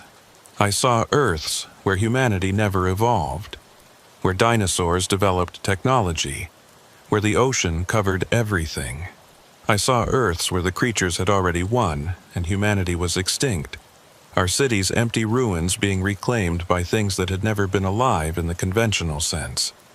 I saw Earths where the war between dimensions had been going on for millennia, where reality itself was scarred and broken from constant battle.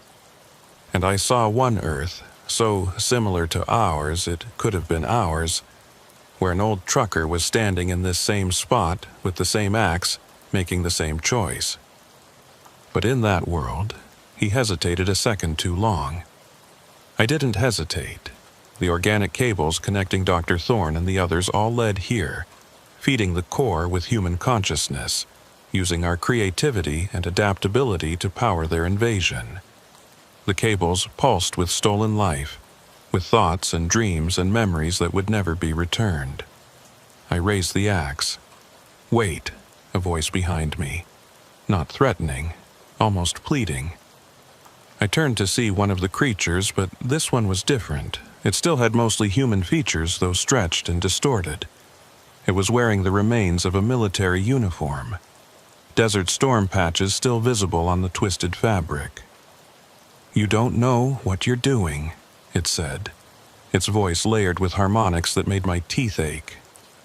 "That core is the only thing keeping the dimensions separate in this area. Destroy it, and you'll create a permanent rift.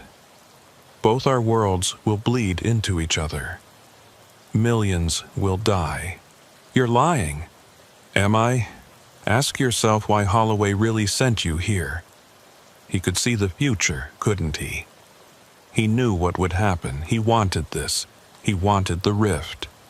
For a moment, I hesitated. What if the creature was right? What if Holloway had been playing a longer game than any of us realized?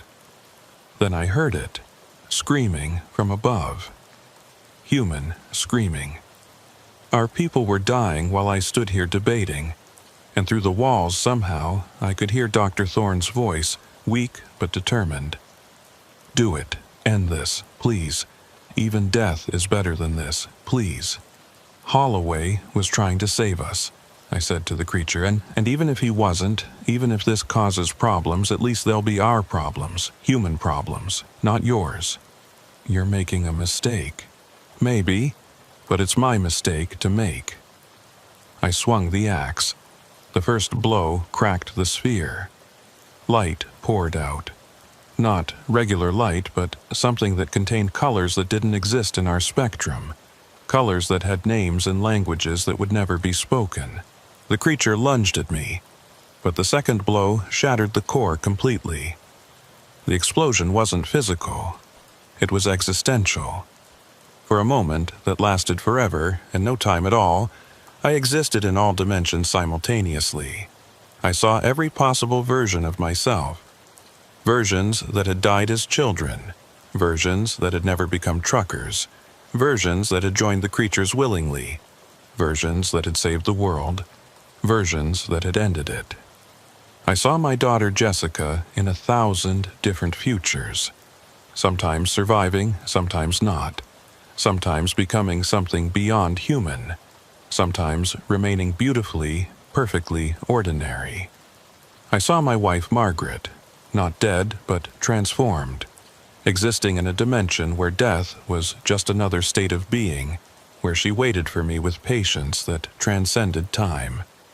I saw Holloway, not dead, but displaced, scattered across time like light through a prism, still fighting, still planning, still sending messages through the quantum foam.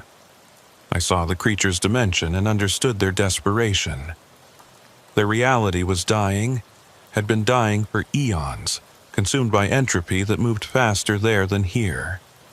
They weren't invaders. They were refugees trying to escape a cosmic death sentence. And I saw something else, something coming from beyond both our dimensions, something that made the creatures seem like children afraid of the dark. The real threat, the thing Dr. Thorne had tried to warn about. Then reality snapped back like a rubber band, and I was flying through the air, expelled from the mobile node as it collapsed in on itself. The impossible geometry folded and refolded, dimensions colliding and separating, until finally, with a sound like the universe clearing its throat, the whole thing imploded. I hit the desert floor hard, sand filling my mouth, my ears ringing with the sound of dimensions tearing and reforming. My body felt wrong, like I'd been taken apart and put back together by someone who'd only seen a rough sketch of how humans were supposed to work. But I was alive. Where the mobile node had been, there was now a crater, perfectly circular. Its edges fused to glass that reflected too many colors. The air above it shimmered with residual energy, reality still trying to figure out what had just happened. But the creature had been wrong. There was no permanent rift. The explosion had cauterized reality, sealing the dimensional weak point permanently. The creatures couldn't use this junction anymore. Dr. Thorne and the other captives were free, their bodies scattered around the crater. Most were dead, their consciousness having been drained over years or decades, but Dr. Thorne was still breathing, barely. I crawled to her, my body protesting every movement. I cradled her head in my lap, and she looked up at me with eyes that had seen too much. "Thank you," she whispered, her voice paper-thin. She was aging rapidly, her body catching up to the 38 years it had been frozen in dimensional stasis. Her hair went from brown to gray to white in moments. "Tell Marcus, tell him he was right. The viewing machine. It wasn't our mistake. It was our salvation. We gave humanity the knowledge to fight back. Dr. Holloway is dead," I told her gently, though, after what I'd seen in the explosion, I wasn't sure that was entirely true. She smiled, and for a moment her eyes were young again. "No, he's just displaced. Time isn't what we think it is. Linear progression is an illusion our minds create to make sense of chaos. He's still out there, still fighting, just elsewhere. Else when?" Her hand gripped mine with surprising strength. "The children in Rachel. The town the creatures took. They're still alive, stored in a dimensional pocket. The coordinates are..." She whispered a series of numbers that burned themselves into my memory. Numbers that shouldn't have meant anything but somehow described a location outside normal space. "Save them, promise me." "I promise." "And Leander. What you saw when the core shattered. The thing that's coming. I saw it. Then you know. The creatures aren't our enemy. They're just the first wave of refugees. Something is consuming realities, moving through dimensions like a forest fire. We need to prepare. We need to unite. Human, creature, whatever else is out there. Because alone, we all fall." She died with a smile on her face, finally free after 38 years of torment. Around me, the battle was ending. Without the mobile node to anchor them, the creatures were retreating. The dimensional rifts were closing one by one, cutting off their reinforcements. Those trapped on our side collapsed, their bodies unable to maintain cohesion without the support of their home dimension. They dissolved like sugar in rain, leaving only wet spots on the desert floor that steamed in the cold night air. But our victory had come at a cost. Of the 217 truckers who'd joined the convoy, 43 were dead. Another 60 were injured, some critically, and 15 had been partially transformed, caught between human and creature, their bodies twisted into impossible shapes that medical science had no frame of reference for. Tom Bridgewater found me sitting beside Dr. Thorne's body, still trying to process what I'd seen in those moments of dimensional overlap. "Is it over?" he asked, his face streaked with blood and oil, and something that might have been tears. "This battle is," I said. "But the war? No. There's something else coming, something worse. Then we'd better get ready for round 2. Angela's voice crackled over the radio. "Government forces incoming. ETA 5 minutes. All units, scatter. Repeat, scatter. Meet at the backup location." We loaded our wounded and our dead into the surviving trucks. I carried Dr. Thorne's body myself, refusing to leave her for the government to dissect and classify. She deserved better than that. They all did. As we drove away from the junction, I looked back to see military helicopters converging on the crater, their searchlights sweeping across the battlefield. They'd clean it up, cover it up, pretend it never happened. But we knew the truth. Over 200 truckers knew the truth, and more importantly, we knew it wasn't over. The story should have ended there. Victory against impossible odds, the mobile node destroyed, the dimensional invasion stopped. But stories don't really end. They just pause between chapters. 3 days after the battle, I stood at the memorial we'd built at Angela's station in Goldfield. We'd constructed it from truck parts, wheels, chrome bumpers, CB antennas, arranged in a pattern that somehow seemed right. Each piece represented someone we'd lost. 43 pieces. 43 friends who'd trusted me when I said we could win.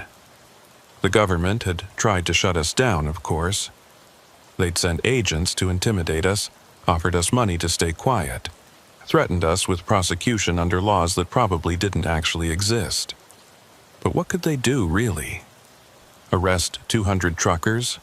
The supply chain would collapse. The country would grind to a halt. So they reached a compromise. We'd keep quiet about the specifics, not go to the media, not post videos online. In exchange, they'd leave us alone to monitor the dimensional weak points, and they'd provide resources, weapons, equipment, medical support for future incidents. Future incidents. Angela had laughed bitterly when they'd said that. Like it's just another hazard of the job, like dimensional invasions are going to be listed next to road conditions on our route reports. But she'd agreed. We all had. Because we knew this wasn't over. The coordinates Dr. Thorne had given me led to an abandoned military facility near Rachel. Using equipment borrowed from our government contacts, we opened a controlled portal to the dimensional pocket. Inside, we found them. 23 children, aged between 6 and 17, suspended in temporal stasis. They'd been taken over a period of years, stored like specimens in a collection. We got them all out, every single one. The reunion with their families was bittersweet. Joy mixed with the horror of what had almost happened. The children had no memory of their captivity, thought they'd only been gone for hours instead of years in some cases. The youngest, a girl named Lily, pulled me aside before her parents took her home. "I had dreams while I was asleep," she said, her voice smaller than it should have been. "Dreams about truck drivers fighting monsters in the desert. Dreams about you. Was that real?"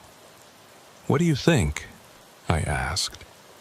She thought about it, then nodded. "I think heroes don't always wear capes. Sometimes they drive 18-wheelers. Sometimes they do. Will you keep us safe? From the monsters?" I wanted to lie to her, to tell her there were no monsters. that it had all been a bad dream, but she deserved the truth. Kids always do. "I'll try," I said. "We all will." But even as I said it, I knew the truth. The creatures we'd fought were just the beginning. In those moments when the core shattered, when I'd existed across all dimensions, I'd seen what was coming. The Devourers, Dr. Thorne had called them with her dying breath. Entities that consumed realities like ours consumed food. They were following the trail the creatures had left, drawn by the dimensional disturbances like sharks to blood. And we were not ready.